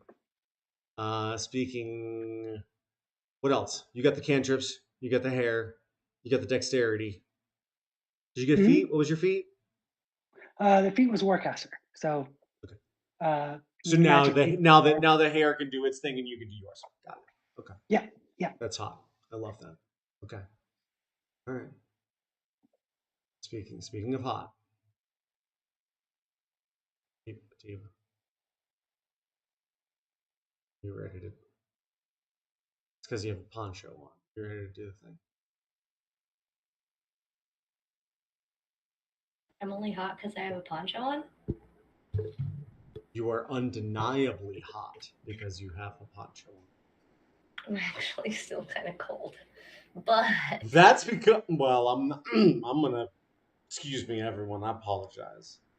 I'm gonna have to clutch my pearls and stifle that response. We'll just have to call Okay. up the roommates. okay. I was gonna go to it. I was gonna actually, go we with actually frustrated. we actually we turned our heater we turned our heater back on, but yeah. So Phileas took all the ability upgrades in strength because I'm sorry, I'm gonna get a little broody on everyone. But like Phileas is a failure and they lost Willow and they very much feel like if they were bigger or stronger or more powerful, they could have stopped Willow from being taken by these big, mean elf men. I have a quick question. So yeah, here. so A quick we're question. yeah. Can I throw something out for you here? Uh Can I get like a Rocky 4 like workout montage and fight sequence with Veranestra as your coach?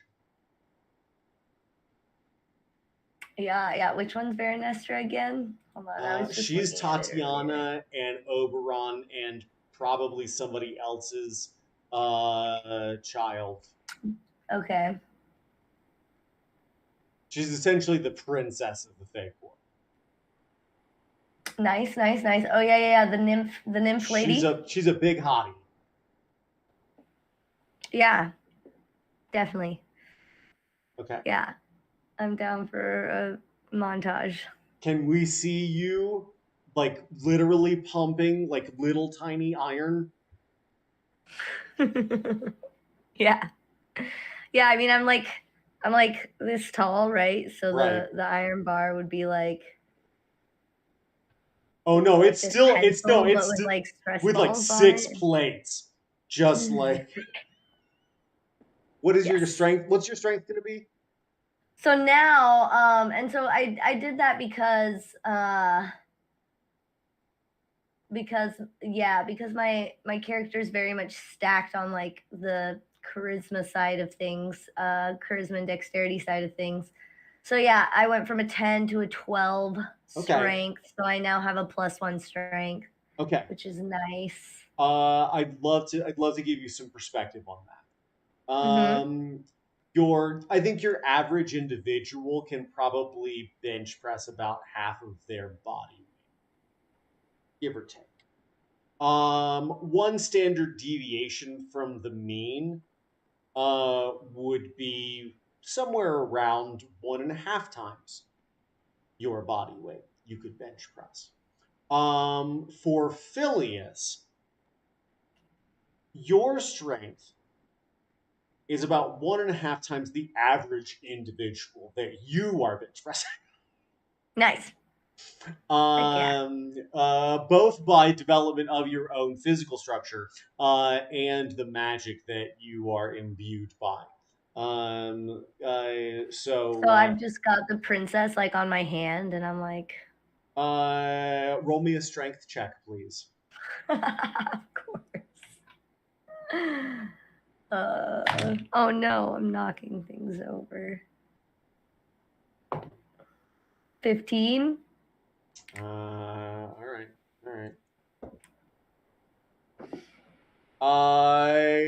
Yeah, she is standing with her arms crossed and her feet atop one another. We see this room again, the desks as they go like this, and she is otherwise unmoved by this. And then we pan down her ridiculously muscular and lithe body, and then we see a couple little blurred spots, and then we see Phileas doing like Turkish kettlebells with her. As you're just like as you're like laying flat on the ground, and then you just push up and then twist and then stand with her and then lower yourself back down and then go back up as you are doing a very Yeah, the whole time, nice job. just like, don't worry, Willow, I'm coming for you. I'll find you. I'll save you. As you say, I'll save you, and then we see your elbow buckle and her come down on top of you, and Jeez, it's a 15. It's not a natural 20. jeez. And and we see her go. You're almost there. What else did Phileas get? And then I decided to go with the squat nimbleness feat. Okay. Oh, so we also Which, see you like on the treadmill, just fucking like beasting out as well. Oh shit. yeah, I mean, I have wings, but Oh, yeah. can we do like the drone racing scene? Sure, I guess. It says it increases my walking speed by 5 feet. So I mean, yes, but So, I mean, I guess I could be running on a treadmill. I kind of imagined them more in like one of those doggy harnesses that they put above treadmills for doggies that can't go outside, except for like the reason why he's harnessed in or why they're harnessed in is so that they can fly as well. nice. So they're like flying and running on the treadmill. I like this. Can we do like a wind tunnel scene too? We see somebody just like swirling this tornado blowing at you as you're fighting against the winds. Yep, yep. What is your current walk/fly speed?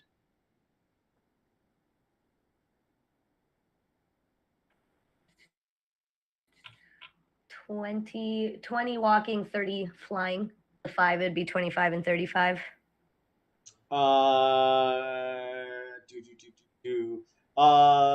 Let's make that 30 and 4 is 40. Is 35 for the fly speed? Yeah. Let's go ahead and make So that 30 and 40 respectively then. okay, cool. We're not that worried about the mechanics of like how far you can walk in a single round. I find that to be a detraction anyway. But if there is a situation in which that is a potential hurdle you come up against, I don't think it's realistic for you to have less than that. Cool. Yes. I also gained proficiency in acrobatics or athletics. I think I chose athletics. Yeah, athletics because I chose strength. Oh, so you're athletic and acrobatic now. For proficiency? No, I'm not proficient in acrobatics. Oh, I thought you. Okay, all right. I'm just proficient in athletics, but I do have advantage on any athletic or acrobatic I make to escape from being grappled. Hot. Real shame that didn't work out. Yeah, it's pretty hard to tie me down. Phileas, you mean? Yeah. Tight. Excellent. What else?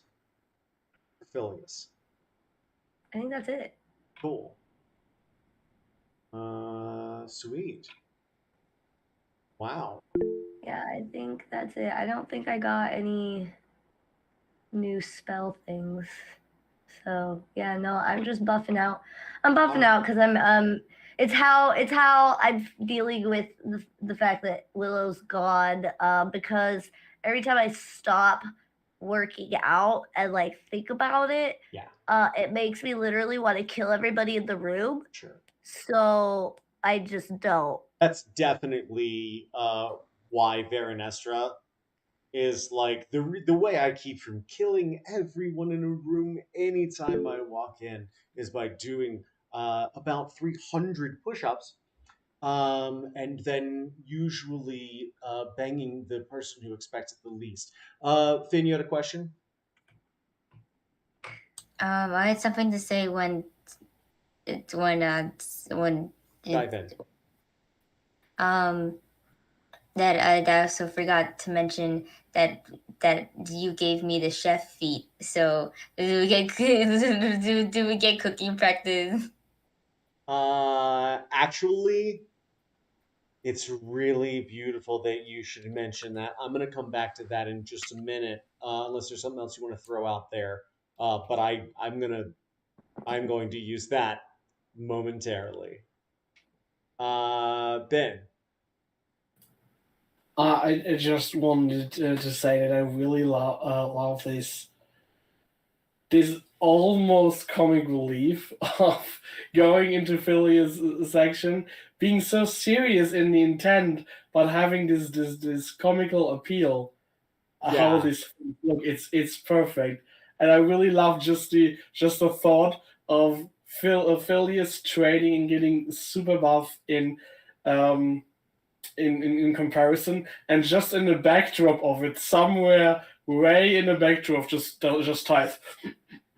Yeah, I mean, what's your so you're at 20.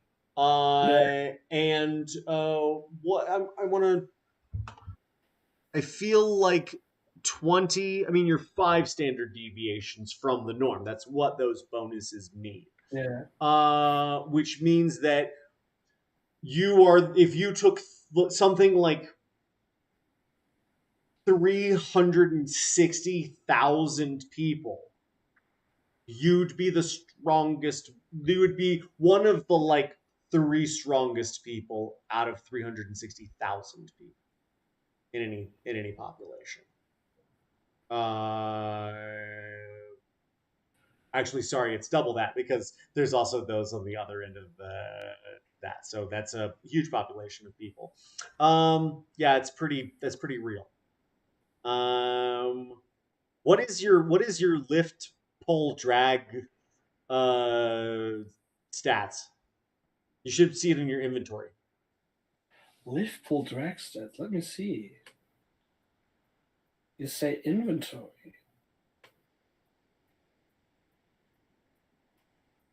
If you click on weight, if you click on weight carried, it'll pull up your encumbrance.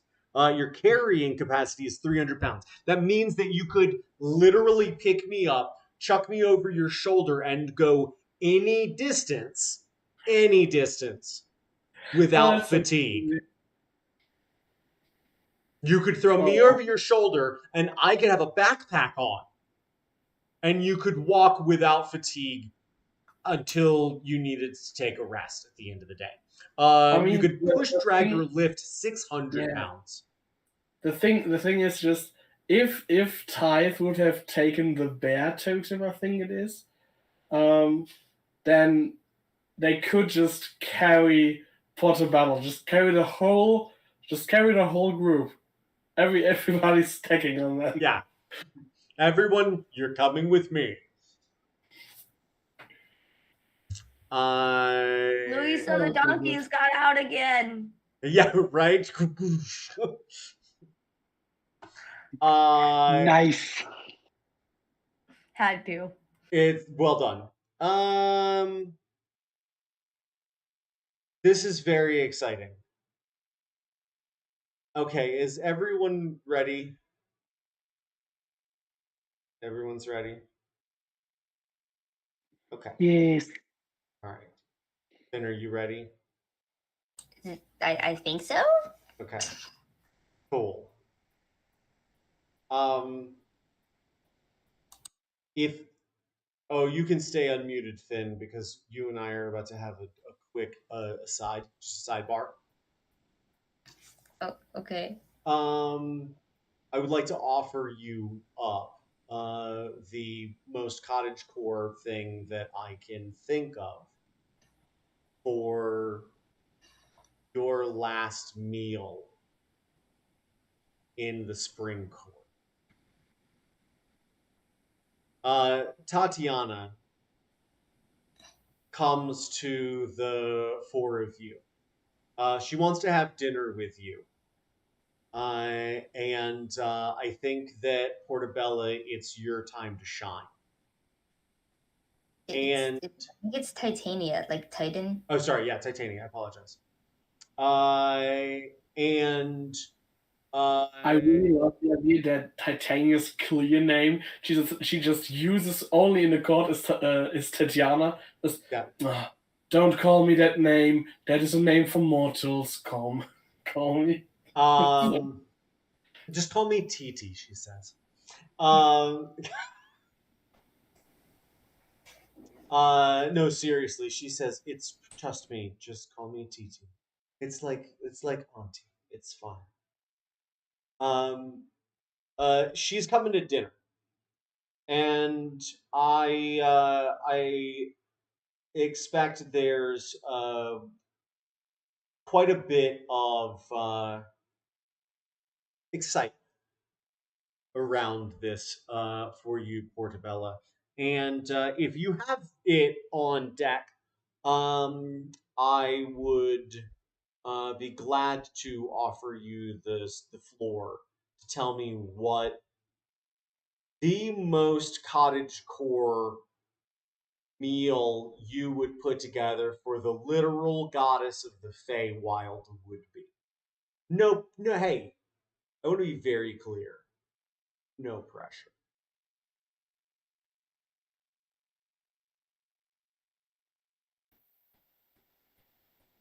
No, that was sarcastic, right? Like not sarcastic, but like not. Yeah, like for real. That's so much pressure. Why not so listen? Hey, here. You know what? It's callback time, everybody. It's callback time. Portobello, I think you are probably standing in the kitchen, and you are looking at white enameled cooktops over a fire-fed stove. There's copper pots and pans lining the wall in front of this 6-burner stove and oven. There's the most delectable goods that the Feywild can offer, many acquired by Shiny while they were out exploring the lands beyond the walls. Or could there be like a venison or something like hunted by Tithe also? I'd wondered this. How would Portobello feel about preparing something that Tithe had killed, specifically for this meal? I don't know. She's a vegetarian, but she's not gonna be like want other people to be vegetarian. So like, You just portion yourself out some. So like, yeah, she finds meat kind of gross, but she can accept it. Okay. Then I would like to offer you up, if you don't mind, a vivid description of the meal that I had before I came out to play this game. How do you feel about that, Portobello? I mean, she could probably easily explain, but I don't really know what to say because I don't really know a lot of food because I'm a picky eater, so I mostly just eat chicken nuggets. I don't. Well, this isn't going to be chicken nuggets. So, everyone, please join me in my vivid aesthetic description of your last dinner in the spring court. We see Portobello stack and cross beautiful logs of dried wood. And we see her cantrip mastery at work as she points and snaps her fingers, and they begin to illuminate with flame. The sweet aroma and floral bouquet of this wood is undeniable. It has an almost incense like quality. As the wood begins to burn down, we see orangey red embers begin to drip from these logs into a pile of coals at the bottom of the stove.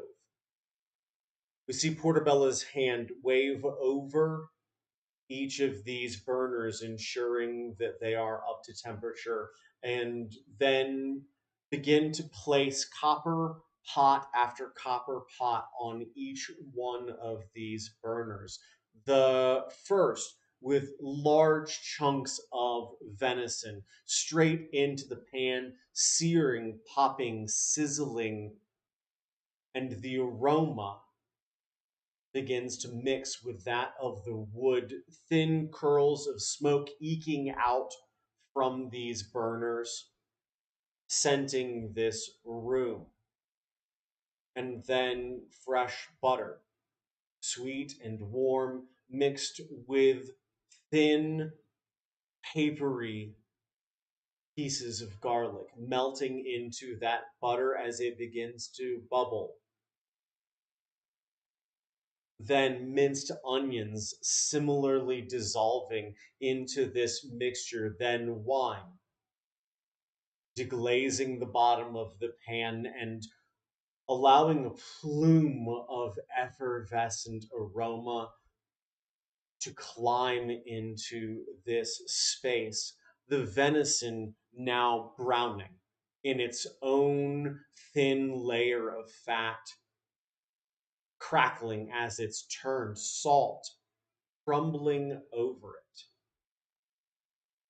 We see vegetable after vegetable chopped and added to this roux of onion and garlic, peppers, carrots, then leeks, then potatoes.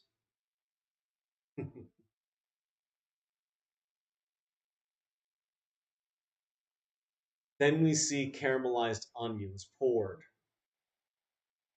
into this venison, chopped and cut into smaller and smaller pieces, a bit of flour as it is turned and browned again, faintly crusted, and then warm cream as its roux becomes this delicious broth. We see freshly made egg noodles hanging on racks in this kitchen, thoughtfully pulled down and reintroduced into a bubbling cauldron of heavily salted water. We see these vegetables split now, and we see bowls, little mushroom designs in their center, speckled cream and gray into thick, dark brown rims. When seen from the bottom, as many who look up at Portobello while she does this cooking do, they seem like mushroom caps inverted.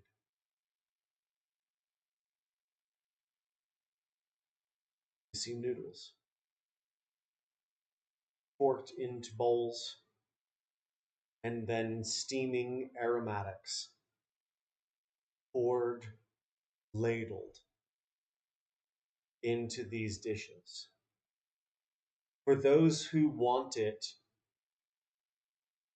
we see this absolutely beautiful venison stroganoff. And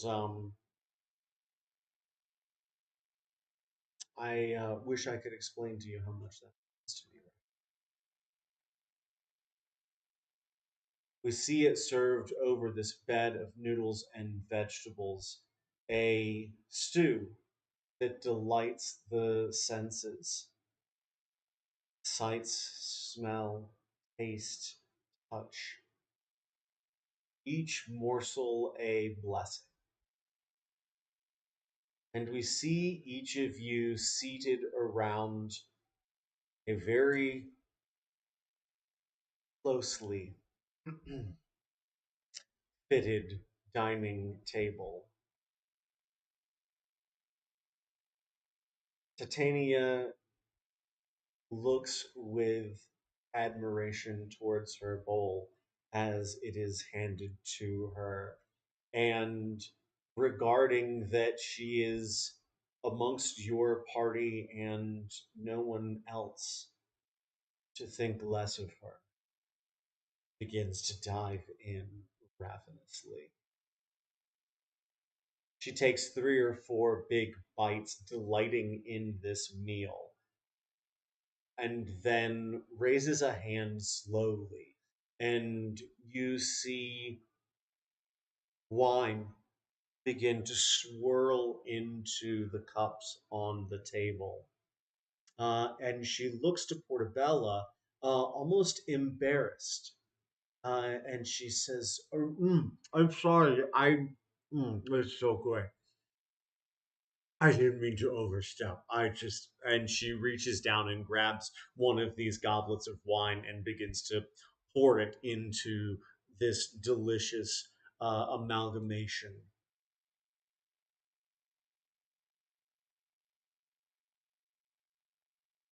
As each of you delight in the bounty of friendship and good food,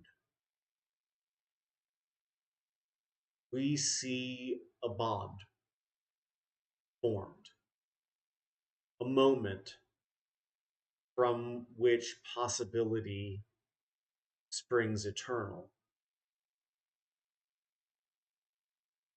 As the evening comes to a close and your shared stories with Titania delight each and every one of you, she demurs.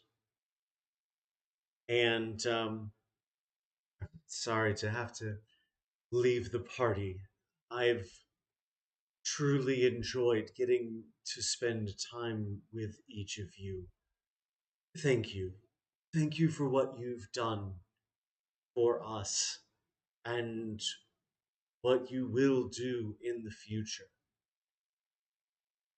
And she sort of looks down and hangs her head for a moment, um, seemingly wary of meeting any one of you eye to eye.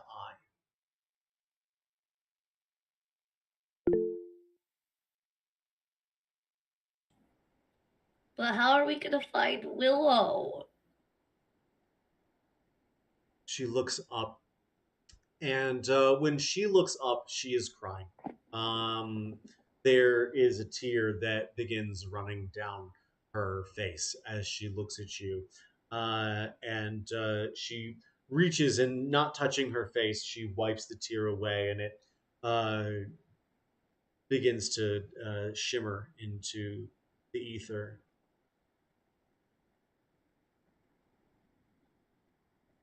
Phileas, it's it's worse than just having to find Phileas or find Willow. You you see, the spring court is dying. In his absence, all of us are losing our powers, our connection to this world, to nature. It is dissolving. Well, Well, then we gotta find him. We gotta find him. We gotta get him a nice pot, like one of the nice pots, like those bonsai trees over there. We gotta put him in the pot, and he'll grow again, and the magic it'll come back. As you pour yourself out, she simply acknowledges over and over again how Point Phileas is undeniably like right. also crying, like And weeping. it's like, I think Tive does not even eaten something, but taken so much nourishment of just being in the presence of those people, as it is almost like a scene where everything goes quiet and just a focus is on each of these faces, and a very clear and deep meaning comes to him, and as they see their one of their most important anchors in this world struggle so much, not only over the course, but in this moment especially. They just stand up, go to them, and just offer their hands to land on them. And if Phileas would land, they just say, they look into Shiny's direction and say, "I made you a promise. I promised you that I would never again would bring danger to you, but instead would protect you with all my life. I renew this promise for everyone here, and I renew it before the court. I will do anything to protect it and all of you, whatever this means for me."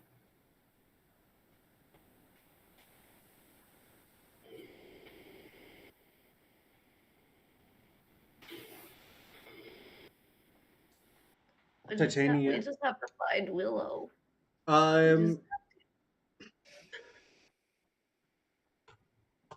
Titania looks to each of you.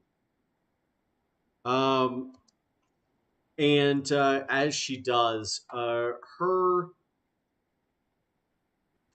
face is filled with fear. It is stifled, but it is undeniable.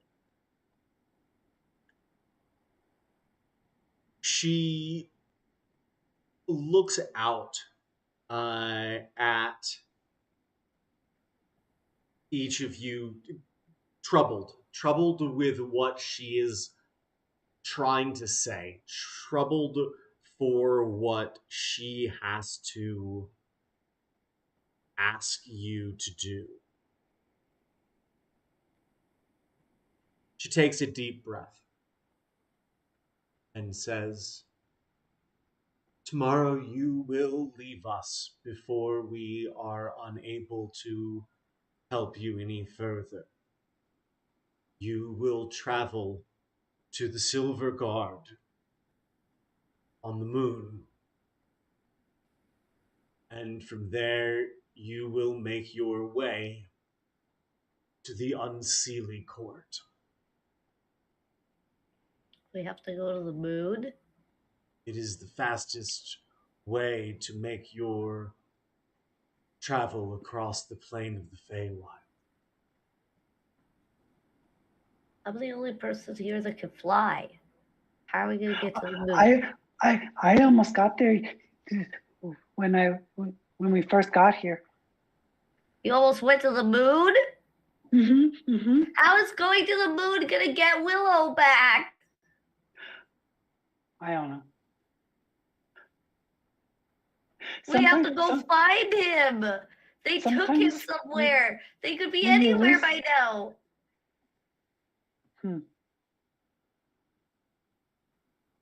she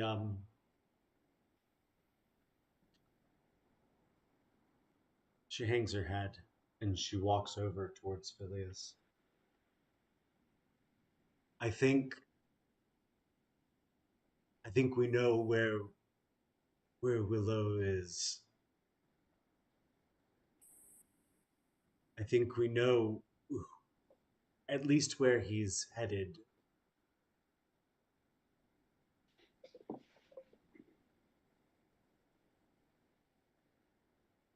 The Unseelie Court, the Winter Court, is our foil.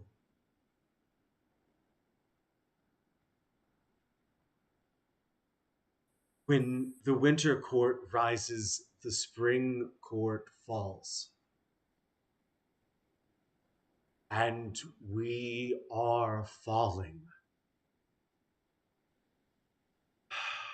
We have to go to the moon to find Willow. Well, no, you have to go to the moon first, and then when the moon rises over the Winter Court, then you can go to the Winter Court. All right, lady. You're high there. That's You that's got good. Because I thought that because they would be rising, that's how high they were going to get, was to the moon. That would be terrible. I hope that's not the case. So how are we gonna get to the moon? Well, that part's easy. And we see evening pass, and we see the next day come as each of you say goodbye to those you've met here. And at sunset and moonrise, you are brought before the court. Who's got that sweet insight or perception, passive insight or perception? Who's got that good yum exposition insight? I don't think that is the case with me. It's 13, I think, perception, 11 insight. That's not good yum. That's not 16 and 14. 16 and 14 is not bad. I think this actually makes sense for Portobello. As each of you, actually as all of you, are collectively brought back to the court. You see Terrad Kelwin. He is now much more himself, although he has foregone his plate armor. He is wearing a very dark green bordering black tunic with a thick, very intricately embossed and gilded belt. He still carries his long sword and a dagger on his other hip. But otherwise, he looks to be a man at ease. And he opens the doors and gestures you into another very seemingly formal meeting of the Fae Court. Portobello, you do notice that there are still members missing here. And they are... not Cayman. Amentianson, which is the patron god of treants. He was not here previously and is still not. You do not see Ecthegirn, the Lord of Unicorns and Pegasi. They are not there. And neither do you see Scarret, the god of the centaurs. He is absent as you stride into the room. The rest of the members rise as you enter this space, and we see a um, another member of the guard actually rolls out like a hand cart with crates on it into the middle of the room behind you, and then just sort of like dumps them off. They're still in a big stack, but he just sort of like waves at you guys and then turns and starts walking with his hand cart. And as he exits that space, the illumination in here begins to diminish significantly, except for an almost spotlight like beam. And as each of you stand in this silvery cylinder, we see faint flecks of dust illuminated and casting shadows down at you. And as you look up, you begin to see the moon. And as it comes in over this opening at the top of this tremendous archway, we see it in all its fullness, all its beautiful silvery white glory pour down over your party. And then we look back and we see just the essence of your characters on the ground as each of these sections of the floor inside of the court fade from those of the deities within it and are replaced by the stories of you heroes. And that is where I'll leave you tonight.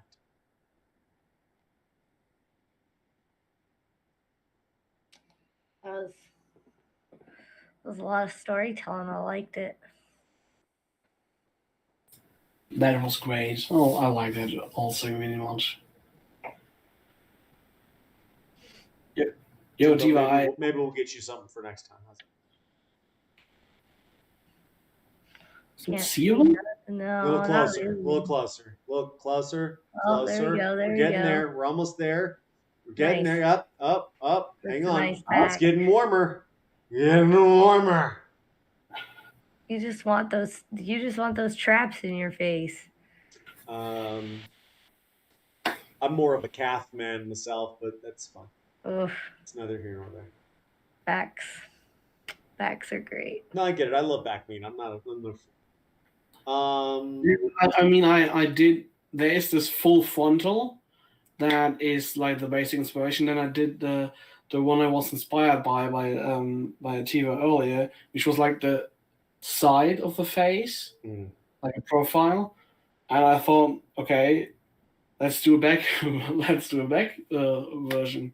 I need like a movie poster version of Tithe where we see sort of like illumination from like here, where from like maybe about like at an angle and then like just below his shoulder turns to darkness, and then we see like a steep long shadow that then casts with this like menacing bestial form against a wall we don't see, just against the whiteness behind him. That's what I see when I think about. Yeah, that's something to think about. Certainly, I will finish this though. This first though. Keep up the good work. Like I said, y'all send me some art. I'll put it up on the fridge. Unfortunately, though, I must bid you adieu, and remind you, as always, to be good. To take care of yourselves. And if you can't be good, don't get caught. Good night, everybody. Night. Good night. Toodles. Thanks for coming, y'all. See you again soon.